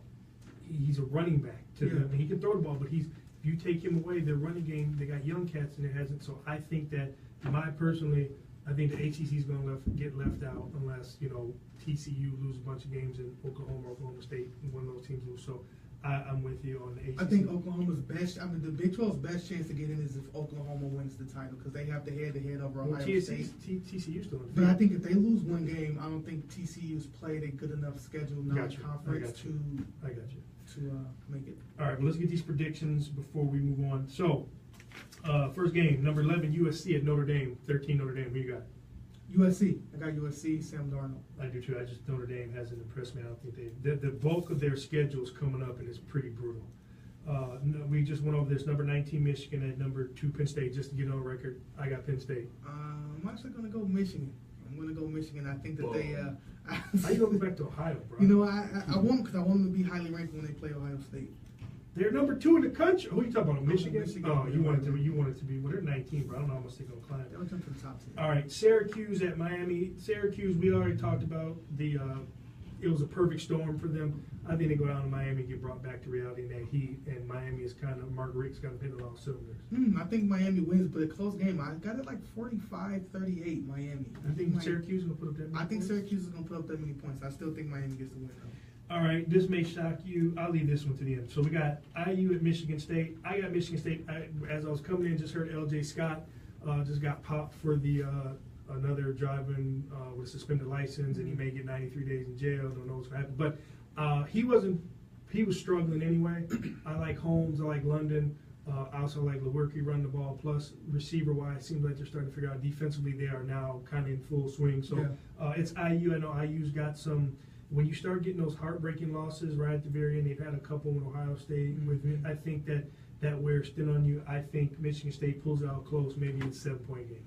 I think I got Michigan State winning that too, but I actually got them winning probably 31-20. I think Michigan State is rolling right now. They feel really confident. So this game is it's in the afternoon, but it'll be our prime time pick. We got Oklahoma State, number 10, going to Texas. I am picking Texas. I remember you guys kind of made fun of me. Now, Texas they got a couple losses, but the offense has been spectacular all season. Defensively, they're starting to figure it out. They're starting to play physical. Took Oklahoma. They should have won that game last week. I think Oklahoma State has a very explosive offense, but Texas can run the ball. Bouchel is coming around. The quarterback's coming around. They got a little taste of it last week. They're starting to believe now that they can play. Oklahoma State's defense is still atrocious. I think, and they're going to play at Texas, which is a tough place. I think Texas upsets them. Ooh, Texas is my team. If you know me, you know I'm a big Texas Longhorn fan. I did pick Oklahoma State to win this conference and win the conference championship and make it to the college football Final Four. So because of that, I'm going to stick with my guns. I'm going to say Oklahoma State goes in and wins like 41-35. It's going to be a shootout. So we swing around to our school. So Northern Illinois versus Bowling Green. Who you got? Northern Illinois, unfortunately. All right, so do I. Western Michigan versus EMU. Who you got? Broncos, baby. Broncos, baby. You brought Eastern Michigan's been playing okay ball. Eastern Michigan has been playing good ball. I'm going with Eastern in that game. I'm going to go with Eastern. And last but not least, Purdue at Rutgers. Rutgers is just still a train wreck. I thought my man from Ohio State would get it together, but maybe it was worse than. I mean, they've got some talent, but Purdue is moving up the chain. They're doing well. They've had some heartbreakers, but I think they're going to finish out the rest of their schedule. So I got Purdue beating Rutgers. Purdue as well. All right, well, ladies and gentlemen, it's that time that we're always bringing in exciting guests, people that we want to get their story out, and it's also sports related. So we have a lot of people that come in here that have great backgrounds and are doing great things in the community and for themselves and helping out everything. So with further ado, I'd like to introduce a man, known him for a while, like what he does, like how he works his business and the things. He's got some exciting things coming up. So without further ado, welcome to the Rock and Turk Sports Show, Mr. Daman Miles. What's happening? What's going on, gentlemen? How you You all right? Good. Thanks for coming. Appreciate it. So I'm excited. Me and you've known each other for a while, and when I told you from the beginning when I had this, I wanted to get you on here at some point, and finally you had some time in your schedule, and we had an opening, so I'm excited. But what we want to do is, before we get into what you do, just kind of give us a little background about yourself from basically when you started out with sports until where you're at today. Well, sports is pretty much the center point of my life. Everything I've done has been centered or somehow based around sports. So it's just more than just a game for me. But I started off in Pee Wee football, PAL, like most of the guys, inner city kids. I grew up in Westside Detroit. Side? Yep. Who'd you play for? Steelers. Steelers. Okay. Steelers. So was there for a few years, and I went to Cass. And my first year, I had an unfortunate event, so I was expelled. But then I went to McKenzie, and then that's when I started my career. Grades were good, so I picked that up from. When were you at McKenzie? Did you play with Bettis, or is that a little before you? No. Bettis was actually my mentor. Okay. Bettis gave me several scholarships, and I still talk to him here and there. But him and Gilbert Brown was actually, not quite that old though. I was there. I graduated McKenzie in '98. Okay. So I got there. Was it '94, '95-ish? So So my first year, they put me on JV, and after one game, they was like, "No, you're starting on varsity." So the rest was history. So all-state middle linebacker. Played with Dozier. Okay. So most people who grew up in the local area know of Robert Dozier. He's legendary. He didn't coach me my 12th grade year, and Coach Crowley was there. And then from there, I'm just going to kind of speed it up a little bit. I was recruited everywhere. Michigan State, where you went, Purdue, even the D1s, D2s, so on and so forth. Long story short, me and Dozier weren't really that cool. In my 11th grade year, I like to use metaphorically speaking, he had a leash on me, and it was seniority. A senior linebacker. He had all the calls, but we was running a 3-4. So I kind of big-headed kid back in the day. I felt like I didn't get my due, and long story short, everybody was leaning towards the senior. So I wasn't really in the spotlight. So when the senior left, Mark Smith, then it was my time to shine. But Dozier retired my 12th year. So the chains was off. I had the best year. And then Dozier took all that credit for it. And I felt like he didn't really help me. As great as a coach he was, mentally, when you're about to retire, you're done. I mean, if you think about retiring, you're done. I think that's what's happening with Rosenberger right now. He was in the season. Absolutely. And now he's having a horrible season. He's been kind of talking about that the last few years. And they say if you're tired of your mind, you're retired. Yeah, I mean, like I'm a man of faith. When you speak it, it's out there. So, Dozier put me in office. This is crazy. He said, "Hey, I want you to go to Michigan." So me being a big-headed kid, I was like, "Nope, not going to Michigan, just for the simple fact that you want me to." So Larry Foote was the high school lifting partner. He went to Persian. We used to we used to lift weights in Brian Blackburn's basement. Who was coaching at Persian at the time. And we were cool. So long story short, blah blah blah. I decided not to go to Michigan. Everyone despised me for pulling the plug at the last minute, and it was late. All the scholarships was passed out, and I ended up at Grand Valley. So When you played for Brian Kelly? Yep. Okay. Yep. You might know one of my part. Do you know John Ashford? No. He might have came in right around the time when you were a senior. Probably he was, I think, 2000 was his freshman or 2000. Yeah, I got into a car accident after my first year at Grand Valley State, and ended off football. Really? Yeah, the doctors actually said I would never lift weights, and they said you would have trouble walking. Proven wrong. We got my man. You ever seen the movie Bruce Willis Unbreakable? Oh, yeah. That sounds like, how did he get the story from you, man? You nigga look like Superman. Yeah. I mean, if the guys know me in the gym, they know I'm actually the strongest guy in the gym. But that's not important. But the point is, I persevered, and hey, God has got me. So, but I did have an NFL tryout a couple years later. NFL gave me a call. I was at the combine, and I couldn't move. So when that time comes, whether like yours happened or mine happened, when the game is over, where did you go from there? What did you decide you want to do? Well, mentally, I was a wreck, man. Those were some dark times, and there's still days that I actually mentally cry myself to sleep, or I say man cry, where tears don't leave your eyes, but you just feel like you're down and you're dumb. So the saying goes, man, if you find a job where it doesn't feel like a job, and you found yourself a nice job. Yeah. So fitness, I started training on the side.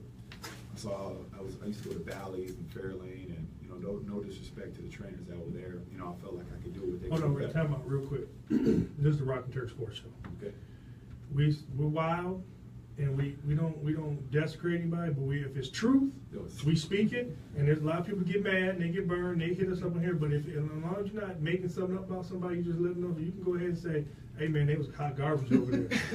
So go ahead, let them feel you. Yeah, man, the fitness industry as a whole, this may sound very hypocritical.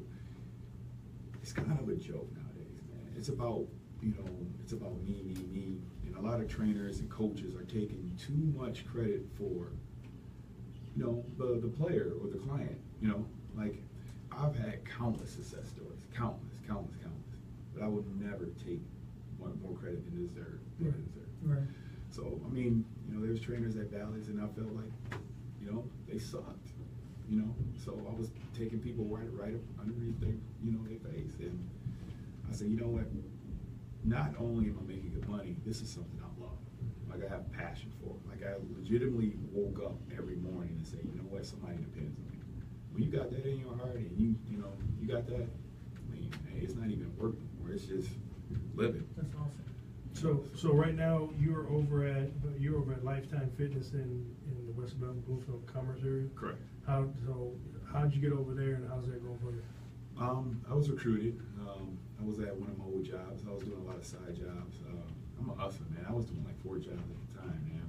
And this is one job I was just selling shoes, and the guy came up to me. He goes, "Hey, you got a good stature on you." He goes, "What's your background?" Kind of stuff. Like we started talking, and then I told him that I trained outside there too. And he goes, "Well, he says I'm the head trainer at West Bloomfield, Chris Seiler." So, long story short, he recruited me, and I went over there and just started blossoming and just really, embrace what I was doing full time, actually, instead of part time. So you kind of touched on it, but kind of give me a real because when somebody asks me as a player, why am I better than this person? What separates you from the guys in this industry? That is an interesting question. Nowadays, going back to I feel like a lot of people just suck. It's a lot of cookie cutter stuff, a lot of repetitive. Like if you, Turk, you, Rocco, came in as a client, and a lot of times people will give both of you guys the same program, regardless of goals. And it's not even like the trainers are even paying attention to the clients nowadays. It's just, well, if I do CrossFit, I'm gonna teach them CrossFit. If I do powerlifting, I'm gonna teach them powerlifting. Is that necessarily the best thing for that client? Right. And then it goes more than just working out, man. It's about diet. Like I know you heard it saying 80% diet. It's probably more than that, And there's another element of just mental capacity. Are you ready to do this? A lot of people don't even put factors on stress. So I put all these variables together when I sit down with a client, and I customize their program instead of doing what's written by the book or wherever Lifetime or whatever gym I'm at wants to institute to any new person that walks through the door. Right. So I don't treat people like a client. I treat people like they're the number one, last person on this earth. And I think that when you get guys that are athletes that have a background and been trained through playing sports and then get into the field, that they understand that, like I'm a coach, right? And I can't coach. There's not, and Jamal coaches too. There's not one kid that takes things the same way, right? So I have to figure out, got to get the same message across. I got to figure out how to do it. And I think when you get to people who really understand that, what you just said is easy versus like you said, and we've had conversations. I've seen, first thing I said when I came up to you, I was like, "Hey bro, I'm gonna talk to you because I actually watch you. You know what you're doing, or you tell me." Because I've seen some people, no offense to you, that have been telling people some stuff that's wrong, and they can get hurt if they're not supervised doing it. So I absolutely love that, and that's what I think people don't understand. In this industry, not you see a guy and he's there just because he's big or just because he's here, doesn't mean you know what he's doing. And when you take the time out, which is also why you're successful, right? Because that helps people get their results faster. Absolutely. And then they'll pitch you to somebody else. Hey, you need to talk to my man right here. So, Mitch, another thing. We were talking about this, and I was interested in it when you told me. It was like, what, you just did some stuff with, because we were talking about, man, earlier, you just did some stuff with Stafford? Yeah, so nowadays, I think some of the best trainers are the ones that's, not all of them, but a lot of them are not even known because they did a lot of things that, if it's not broke, what's the point of fixing it? fitness industry is kind of taken on to this whole social media, Instagram thing, so that a lot of stuff gets washed. Like, who is legit nowadays? Right. So in order to separate yourself nowadays, man, you got to really network. You have to be smart about it. So I've been kind of poking with a couple of the NFL guys. Braylon Edwards is actually one of my old training buddies and partners and clients. So networking with him, and I shot a commercial yesterday with Matthew Stafford for Ford. Okay. So I don't even know if I'm supposed to talk about this, but they said I don't release any pictures, so I feel like I can talk about it at least. But once again, Rock and Turk, we always break those exclusive for you. So I'm actually in the commercial. Like, you can see my face, you can see my black face in the commercial. You know what I'm saying? So it was just me and Matthew, and I'm in another scene where I got some helmets and pads on. We actually hitting and stuff. And once again, I'm just trying to separate myself from the other trainer. So that's what it's just all about. Like, okay, I'm at Lifetime, but what's next? You know what I'm saying? Like, how can I separate myself? You know, why not pair yourself with the highest paid guy in the NFL? You know, look, I'm talking to him. The only thing I'm thinking is 135 million. That's what's up. I like to hear that. And you never know. You know, it's always about, as long as you're got the energy moving forward and you're doing something, you have no idea what that commercial could come of that. The people you met Ford there. Motors. I mean, that's a big one. Big deal. Yeah. So the other thing you got going on, which I saw you wearing the shirt a couple times and asked you what's up. What's going on with this First Form? First Form is a company that's actually still relatively new to the supplement industry that's slowly taking over. Now, I don't want to sound like just a Kool-Aid drinker, but it is though. I mean, it's more than just a supplement company. Every year they have like these big events, in Vegas and like St. Louis, and like they get together as a culture. So I'm actually affiliated with them. Can't really say too much on that Lifetime, but that's getting somewhere else. But I'm affiliated with them as far as one of the up-and-coming athletes. So it's just a great movement, and like I said, we're just in the industry and more so in society, and just helping out with the environment and just your local kids and stuff like that, just reaching out. So that's what brought me close to that company, because I'm like, oh, you guys are giving back, you helping society, like you all about growth in the community.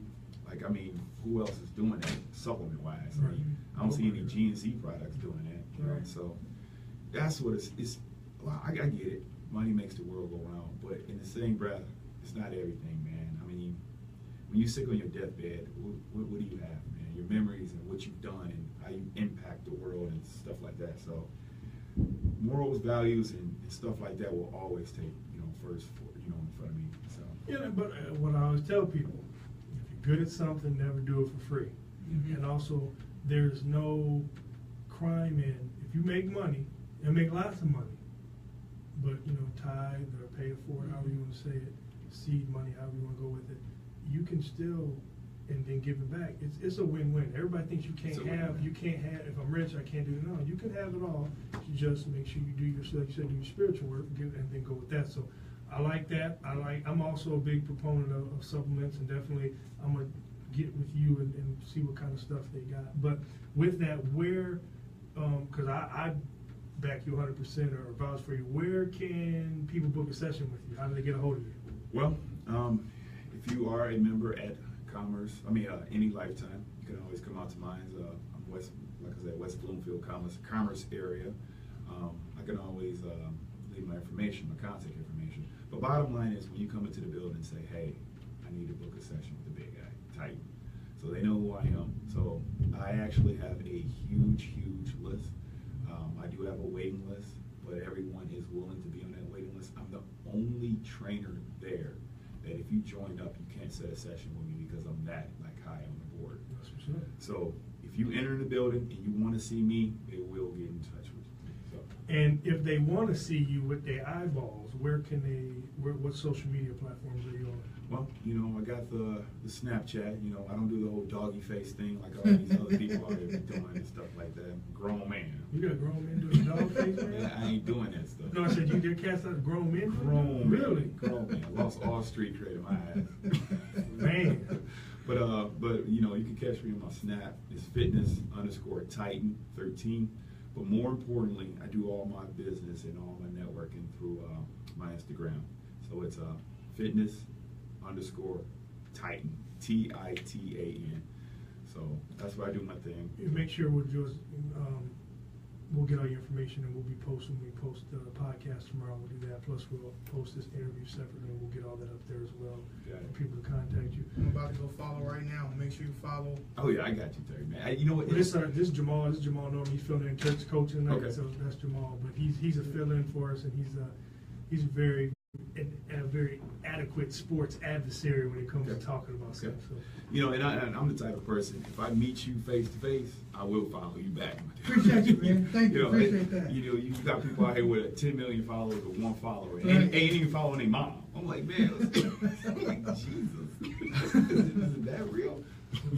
Well, hey, man, I appreciate you coming on, and I'm glad you didn't go to Michigan because we dog people to go to Michigan. We do. Hey, they in trouble, man. Penn State gonna beat them by 100. Ooh, I'm don't just let Turk telling hear you. this. Bad business. I'm gonna tell you why I agree. I don't know if it's gonna be 100, but I agree with you. It's gonna be bad because my man from IU, number 23, he's a hoss, right? Yeah. And he was cutting them up, and I don't know why they stopped giving the ball second half.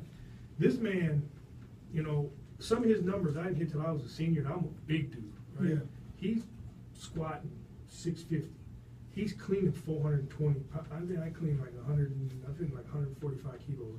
I got to grant a little bit taller, a little bit harder, but still, Yeah. this dude's numbers in the weight room are off the chart. And then you go in, you can't stop some of these running backs running over. You about to mess with this horse? Yeah. And then my man can throw the ball. They can't just sit. They can't just sit on him because he can run too. So if you want to do it Northwest, you got to make a choice, right? You got to either do like Northwestern did, so we're just going to take him away, and then they use their other stuff. Now, it is going to be a good matchup, this defense versus offense, but I think they just got too many weapons. Penn State gonna win in the trenches. I think so. Guarantee you. Defensively, I think so. I think it's going to be. I want to see this matchup O-line versus Michigan D-line because I will give Michigan this. Michigan's defense is off the chain. Your boy Rashawn Gary better step up. He has to be his coming out. This is not an exclusive. I said from jump. My man's not. He's a good college. He's adequate what he's doing. He's not making any splash plays. I have not once looked up and said, "Damn, who's that?" Like it's just like he's doing his job, which is fine. I agree. But Turk is saying when they write articles about you talking about carrying your team to the national championship, and Turk is saying he's as good as Clowney. He's nowhere near as good as what Clowney was as a sophomore. He's not even the best player on their defense. Not even close. Hurst on the defensive line. Yeah. You know, even my man 15, the white boy. Chase Winovich. Yeah, he's one leading team in He's good. sacks. Yeah. Yeah. He's off. So I agree with you. I think it's being trenches. I want to see their Penn State's offense versus Michigan's defensive line. I just think it's important for the recruiting world to keep hyping up, Brady. So that's just my opinion. All right, man. We'll definitely want you to. Thanks for being here. I want you to hang around. Move over here. We got some other guys coming. We're gonna jump into our next spot, and then we'll get it going. Get some pictures with you afterwards, so we can put everything up there. And definitely thank you for taking time out your busy schedule to come in and promote yourself. And we'll get everything out there for people, and hopefully we get you some business. Yep, appreciate it. All right. Thanks for coming, man. Thank you.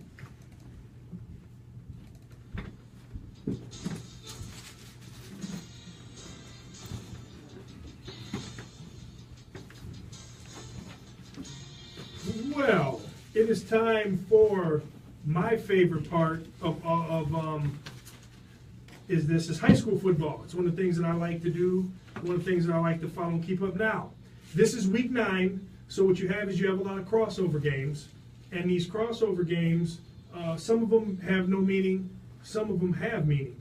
And with that being said, there's some games that I picked this week that are just good teams playing each other, not going to really have an impact.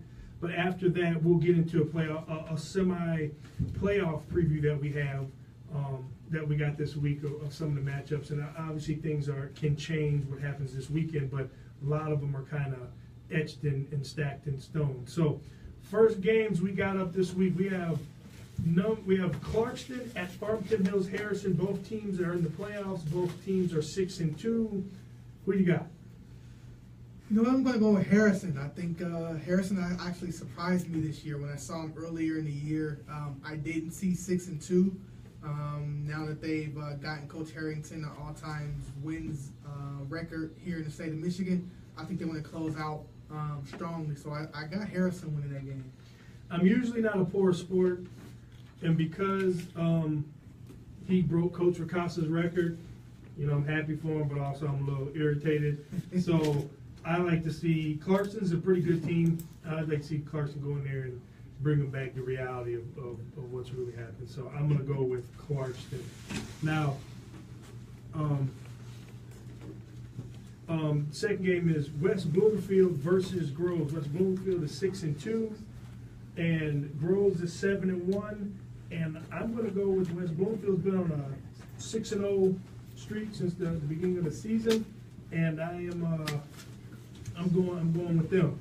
So Veasley last week against Southfield A&T was 19-23 for 320 yards, 5 passing touchdowns, 1 rushing touchdown. I just don't, we played Groves last year, and I still got a little, I'm still hurt from that game, so I'm going to say West Bloomfield go out there and handle Groves, even though they're both in the playoffs. Next game, Oak Park versus Bloomfield Hills. They're both 6-2. It's at Bloomfield Hills. They're both in the playoffs. I'm going to pull, I'm sorry, what was your pick for the Groves game? I'm sorry. West Bloomfield, Okay, definitely. I got you. All right, I got Oak Park. I think West Bloomfield's got our former Rice kid transfer Paddock. They got a good team. I think Oak Park they can always run the ball, and I just think they got a few more athletes than Bloomfield Hills. So I'm going with Oak Park. Oak Park as well. Dwayne Mathis have a big game. I think they'll win again easily. All right, to our stomping grounds, you have the Catholic League championship game. You got the dumbest name ever, Detroit Novi Catholic Central versus De La Salle down at Ford Field. Who you got? I've seen them both play. Not really impressed with CC, not just because I'm a Rice guy. I don't think they're in a transition. I give them that. They just don't have a lot of athletes, not a lot of speed. De La Salle made some huge improvements from last year, and I think they're going to be someone only win, but be a force in the D2 playoffs. I agree. I saw De La Salle live, saw CC live. I think De La Salle is the better team. So obviously De La Salle won last week. I think they'll win again. So, last game on the docket. Could be boring, could be good. It's Detroit East English, 7-1, versus the 7-1 Detroit King Crusaders down at Ford Field for the PSL championship. I've seen some film in East English. Think they're okay. I think they play a lot of garbage teams in their league. I think that's a 3-team league with Cass, Tech, King, and East English. And obviously with Cass having all those, they were supposed to be a super team. They ended up being 5-2, getting beat. I'm gonna take King taking the championship again. This year over East English. I love the championship pedigree of Detroit. Martin Luther King. I'm going to take King also. I don't love East English's scheme. We played against their JV, and they did a little things differently, but I think King will be able to take advantage with some of the athletes they have. I think King wins that game. All right, but we're going to touch on, if we have enough time, we'll get back to it. I was going to touch on the playoffs for D1 and D2, some of the things that have been not etched in stone, but kind of what they're looking at. But our second set of people in here to interview this week, we have Mr. Ron Bellamy, the head coach of West Bloomfield, and his star quarterback, Bryce Veasley, and this is Jamal Norman. He's filling in today for our coach Turk. They are both Bowling Green bums. Roll along, so BG Warriors. They were very excited to see you coming on the show and speaking with you. Absolutely. I don't like y'all. I don't like. Bowling Green is, for the record, 3-0 against Purdue. Let the record reflect. So that's why he's a little bit upset. But how y'all doing today? Doing good. All right, well, we'll start off with you, Coach Bellamy. Knowing you for a while, some of my family members actually coached in your program, and then we've had some battles at the gym. That's how I really got to know you. So you don't really get to know a man until you play him in the sport and see where his competitive spirit is. And obviously, also not a fan. My dad played Ohio State. You got another Wolverine sitting in here. Go Blue. And he played for the Lions. So our ultimate fanboy, and Turk as well. He's a boy of yours. So, but thank you for coming. Been trying to get you on here. You guys have been having these crazy ass Thursday night high school games every week. So, but I definitely want to get you guys in here. I'm from Michigan, so I've known the history of West Bloomfield, and probably before West Bloomfield always had some athletes, not like now, but they had some guys in the schedule they played, but they never win any games, and they would keep the coaches there forever. And so before I knew who you were, I heard about you, and like, oh, it's going to be a good thing. And so start looking up and seeing stuff, start saying, oh, all right, well, okay, they're winning. And all of a sudden see some guys going here. So then I started paying attention. I was like, hey, West Bloomfield is all right. Like, and then I coached at Farmington. And the year after I left, they played, all the kids were hyped to play. I'm like, why y'all hyped to play West Bloomfield? And then I do believe y'all gave it to them. And I was like, what is going on? So that was my introduction into the new West Bloomfield. So with that, when you got, and also congrats, I just heard your name, the Michigan, I don't know the exact acronym, but you're regional coach of the year for Michigan High School. I don't know if you. Yeah, I didn't know that. Yeah, Congratulations. Congratulations. You were named the MHSFCA regional coach of the year. Oh, awesome. So look, another exclusive right there on the show. Such excitement. So, but what I guess one of the things was when you get over there and you change, obviously your background in sports, and you get to a culture over there. What were some hurdles you had to overcome, and how did you turn the program around? Discipline and accountability. That's our biggest thing. We've always had talent, like you mentioned a minute ago. It's just getting the kids to buy into the classroom, which, in my opinion, is the most important part of it. Getting them to buy into, it's not about you, it's about the team. But if the team does well, then you will as an individual. And just be accountable. You make a mistake, it's your mistake. Not blaming others. And, Thank you. Yes, and once we're able to do that, and we like to call it trim the fat. People don't like fat certain areas, so you want to trim the fat and get rid of it, and that's what we did. We made some hard decisions, let some kids go out of the program, and we gave the kids an opportunity who wanted to be a part of our program, have some success, and it's taken off. And we're not where we want to be, but we definitely see the strides we're making. And I like that because Jamal coached with us last year at Rice, and that's one of the things that we told our guys is. And I think what you just said is why you have success. We told our guys, we're going to coach you like NFL and college players. I'm not going to spend all my time yelling at you. Like, I'll help you, I'll correct you, I'll be on you. But if you can't do it, I'm just no hard feeling to find the next man that can. Exactly. And then as long as if you're going to get canceled, we're going to get you out of here. Mm-hmm. And I think when you take that approach and you treat them like men like that, I think that's what happens. You get that type of turnaround. So with that, and you touched on it with the education, why, and because, you guys, every time I look up, it's 8 guys, 9 guys, 10 guys going playing major college football. What is the benefit of someone listening and why their child should go to West Bloomfield? The biggest thing is academically, we're top 5 in the state with feeder high schools to U of M and MSU. That's first and foremost. You'll get a quality education at West Bloomfield. I think that's the most important piece. The second piece of it is, having a coach that has played, at Michigan at a high level and played in the NFL. Coaches. That Purdue did. Get them. I'll leave it there. Just want to let you know that. Yeah, as good as your last game. But the biggest thing for us is my relationship with college coaches, and I tell our kids all the time, and Bryce can attest to this, is people want to be around success.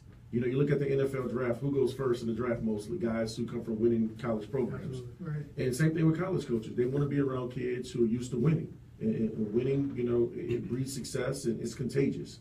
And, we turn it around and we've done some good things, and college coaches are across the country starting to take notice.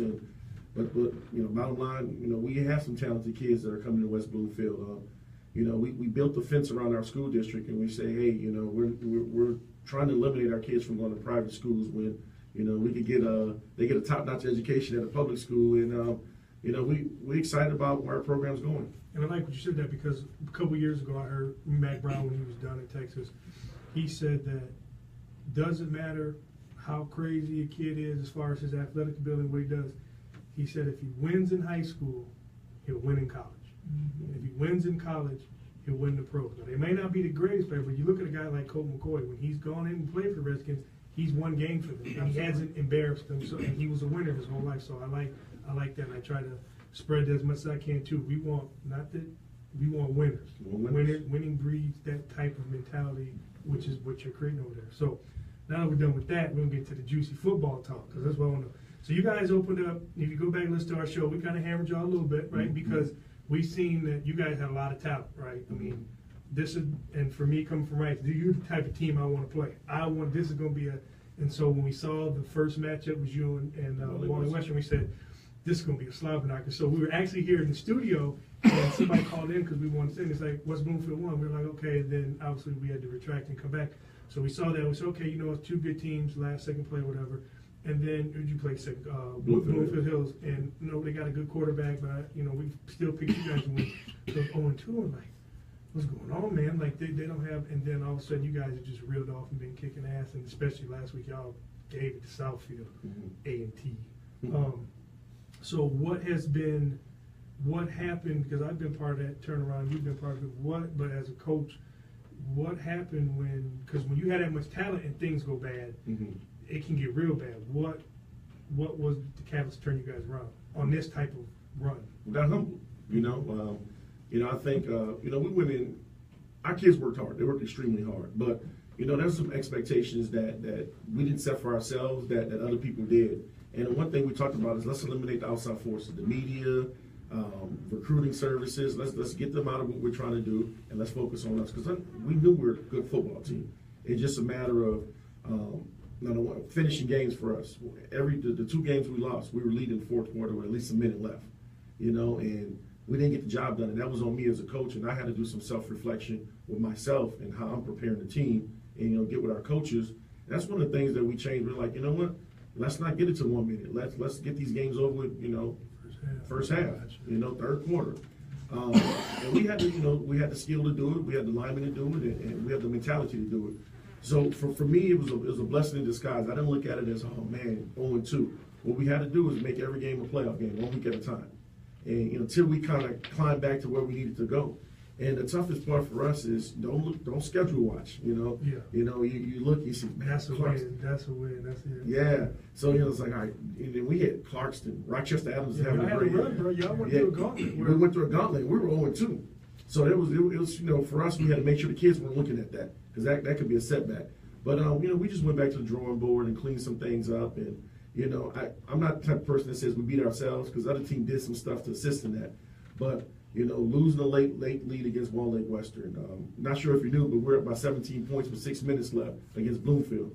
And, we got John Paddock, John's a heck of a player, and he went out there and he looked like a young Drew Brees out there. So, we didn't finish games, and now, that woke us up. And I like what you said, though, because the other thing that coaches don't do is they say one thing and they don't finish it. So you just told me they have to be held accountable. You have to be accountable for your actions. And what you just said was, hold myself. It was my fault. I didn't coach right. I didn't do that. And that's the same thing I do. Turk does. If something's wrong, it starts at the top. So so now it's easy to see that turnaround. So I like that because, and they don't know yet, but doing that because that's what we said. He was 0-2. They're about to go play cards. This season could be over for them. And then not only you winning. But if you're looking at these scores, like you said, these games, I haven't followed them, but they look like they might have been over halftime because there's a lot of these scores that are like y'all are thumping them and you finally playing to quote unquote, if you want to say your potential, whatever it is. So, so you gave a little bit of it, but so back in the day when I was at Rice, we sent out 8, 9, 10 guys every year, right? It was just we're not doing that. Look up at you guys, and you guys got 10 senior commits, and then you got like 8 underclassmen that are commits. So basically, it's what I would say. If I have the ability and I want to go get a chance to play ball, let's go to West Bloomfield. What's the secret over there? What's the sauce? What are you doing to get all these? I mean, you're winning, but there's a lot of schools that win. How come you are having so much success in the recruiting game? Development of our kids. You look at it when you watch college football on Saturday. Saturday afternoons and Saturday nights. Our kids are playing early as freshmen. And I think it's a lot of obviously talented kids, but I think a lot of it has to do with the development of the kids, from a character standpoint until athletic standpoint. Making sure we always talk about the expectations for the position. And one of the things we do is each coach, we have a group of phenomenal coaches. They do a great job with the kids, and they're getting them ready. We're not getting them ready just for high school. We getting them ready to play college ball. Thank you, man. You're saying all the stuff that and you might not. I've talked to a lot of coaches. I know you have too. They 90% or 85% don't say what you're saying. And you understand when you start seeing the teams that are on top. That's to me. You're doing the right thing, teaching them not to. I don't need you to be good. If I can teach you to play like a college player in high school, who's gonna beat us? Exactly. Right? And I like that because there's a lot of people that don't. They're in it for. I coached for a guy at Farmington that was just in it for himself. He just wanted to be on TV and hope somebody looked at him. I've coached with coaches that didn't have a clue and didn't understand what you said, developing the players. A lot of the guys, I'm not going to say, a lot of guys, before I got into varsity, And Turk will tell you that they just were great athletes. They weren't coached well, right? They didn't have technique, and then when that hurts them, they get to college, right? So I like that. So before we get to Bryce over here, let me put you on the spot a little bit. With all the success you're having and some of the things I've been seeing that's going around the country, like with over at Bishop Gorman and some of these other, a guy like Hugh Freeze and these guys have a lot of success in their high school programs, and they get offered a college gig. If Michigan came down here, say in the next 2-3 years, you just lighten it up. Hopefully, maybe if y'all win a state title this year and Harbaugh or whoever's there at the time, your boy might not make it 3 years. But he says, we want Ron, why don't you come over here and be wide receiver coach or OC or something like that. What is, I've had, Coach Costa back in the day got off of Michigan State. He said, no, I love it here. I'm going to turn it down. No, thank you. Are you here? Is this the end game for you? Or if an opportunity like that comes, would you be tempted? Because when you're putting out that many players and you're having success, somebody's going to come down and say, hey, bro, it's time to come up to the next level. Right. That has come up, it has come up being a young coach and having some success as a young coach and turning the program around. But that's something, we don't really talk about. That's something I, talk about with my wife, but I'm happy where I am, honestly. You get to make the schedule. I get to have these kids, in most cases when they're, 13, 14 years old and just watch them mature and develop over the years. There's a lot of uncertainty with college coaching. Here today, gone tomorrow. And that's the thing, man. And I feel like coaching is definitely my calling. I didn't know it was my calling. It's something I, kind of fell into. But I'm enjoying it. I have a ton of support at our school, from our principal to our athletic director, to our administrators, teachers, our community. It's an awesome place to be at. It'd have to be a big deal. Nice package. Yeah, for me to leave, but I'm happy where I am. I have some unbelievable kids. That's awesome. All right, Mr. Veasley, it's awesome that the week that you come in here with these other Bowling Green bums, that you lit them up last week. 320, 5 touchdowns. That's a little Lamar Jackson type stat line. Seeing you on film, you look good. I see why everybody's coming at you. Big dude. A lot of people don't know he's 6'4", about 220, 25 pounds. A big quarterback. You move well. Got a big arm.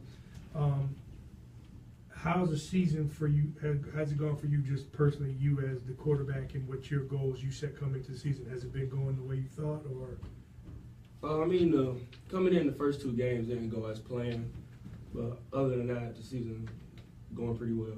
On track, leading down the field, telling them let's go. Now, is this guy is he a lead by example, or does he get in people's faces? Both. He's both. Bryce is definitely lead by example, high character kid. That I think your quarterback has to be that. That's what you want. But Bryce is not. He don't mind challenging you. He'll get in your face and tell you what you need to do and what the expectations are. All right, that's what you need as a quarterback. If I didn't hear that, I'm like, I don't know about this guy. Yeah. So here, I'm going to ask you probably a easy question, but what are your goals from here on out? Take it week by week. Win this game, of course, and then come in, playoff game, take it week by week, and get a championship. Yeah.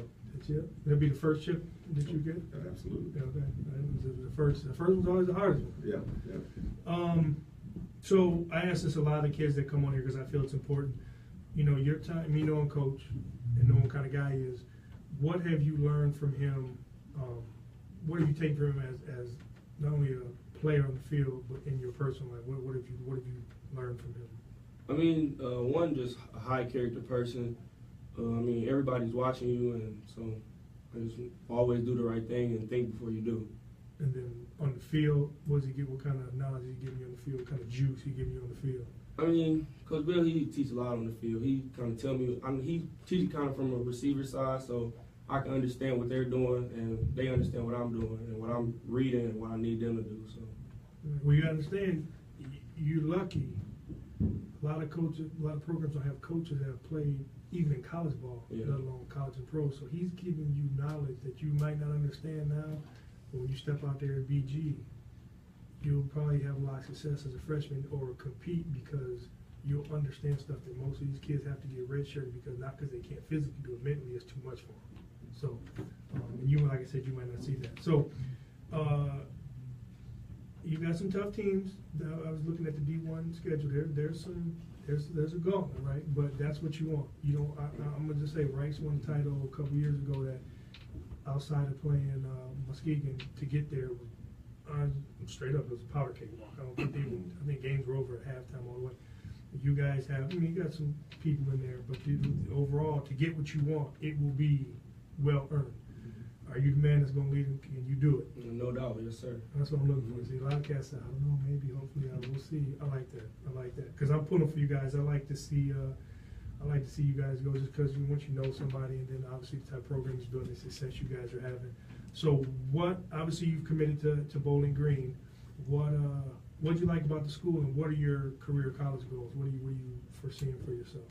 Right now I'm undecided about my major and what I want to do, but the coaching staff there, I love the coaches, the offense. I think the scheme fits me well, what I do at West Bloomfield. So going in, I think I'll have a good knowledge of what they do. And they're gonna need it, man. They stumbled a little bit. They've been pretty strong the last couple of years, played in the MAC championship game. So obviously, Baber's leaving has been something, but I can't wait to see you play. I think if you get an opportunity, maybe you have to sit out, maybe not, but I'm definitely gonna keep an eye on you with that, and definitely wish you luck. It is it's just good to see, like you said, character guys carry yourself well. I like to hear that you like to get in people's faces, let them know what's going on. So, with that, man. One last thing, real quick. Bryce Veasley is a Mr. Football finalist. So make sure you vote for Bryce Veasley. I think he's the best quarterback, and if not Michigan, definitely in Oakland County. Has 71.2% completion percentage, I think, which is crazy. Make sure you go out and vote. Support, man. He's a great kid. He's going to do great things down at Alma Mater BG. But make sure you vote for him for Mr. Football. Appreciate y'all for coming. Definitely, one last thing before we get out here. If a parent is interested in getting a hold of you at the school, what they have to do to contact, or if they want to talk about football, or they want to talk about academics, who do they get in touch with? Our principal. Everything goes to our administrators. So, obviously, it has to be academic talk, and you can never be about athletics. But our principal, Pat Watson, does a phenomenal job of marketing our school, and everything we have to just go through him. All right, well, there you have it, folks. So if you're not doing anything these Friday and Saturday nights the next couple of weeks, go out and check out West Bloomfield Lakers. They have a lot of athletes, a ton of guys, great coach. Obviously a superstar quarterback that said he's going to try to take his guys to the promised land one game at a time. So appreciate you guys coming on. Hang out with us afterwards. We'll get some pictures so we can post them up and let everybody see you guys. And before we get out of here, just want to let you know that today's show is sponsored and brought to you by Blaze Contracting. Turk Sports Show is brought to you by Blaze Contracting Incorporated. Blaze is a heavy civil site contractor. That's some BG, man. How was your recruiting experience? Way over. I know you committed pretty early, but who was your first offer? Toledo. Okay. Okay. Thanks, Joe. Did you already do your official visit? Okay. Probably after the season, you think? Okay. What is it like? I asked some questions. What is it like throwing to all these studs that's on the outside? What is that like? It's good. It's pretty cool. I know that if I throw it up, they can make a play on the ball. A lot of confidence. So I'm going to start the outro music, turn it down, and we're doing the outro. We got 30 seconds. But Okay, that's on the first sheet. They can provide valuable assistance from the beginning stages all the way through the budgeting, design, and of course, the construction process phases of your project. You will experience the administrative fees provided by Blaze that will ensure that your project will be completed on time and within budget. Allow Blaze to light the fire for you that paves your road to success. Give them a call today. Call 313-361-1000 or visit their website at www.blazecontracting.com.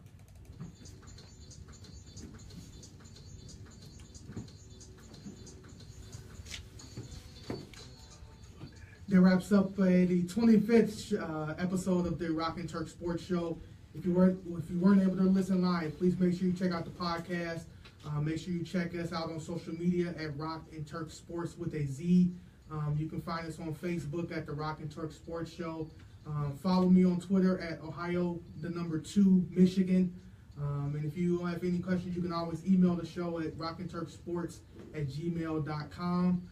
Follow us next week as we recap college football, the NFL and the high school preview in terms of the playoffs. We also talks about the fantasy lineups and more. Rocco, what you got? Just thanks everybody for coming. And the only thing I'm disappointed, Coach, this is a classic on here. My man ain't even moving. He ain't bobbing, he ain't weaving. So this new generation, man, y'all know what music's about. But other than that, appreciate everybody coming to the show. Got Fitness Titan over here, Daman Miles, Coach Bellamy, Bryce Veasley, Jamal, thanks for filling in today. Dom, as always, thanks for being a great producer. And we'll see y'all next week. Bryce, a little Uzi Vert guy. What a man said, he said, I'm not a rapper, but I'm a rock star. Once he said that, I was like, bro. Yeah, he said that when he was on 97 beat over there, he was like, they put on like an old two puppy. He was like, don't put them whack ass rap beats on. Wow. He was like, I'm not It's a just, rapper, I'm a rock star. I saw that thing too. Yeah, man. And we'll get out here, take a couple pictures and let y'all get out of here.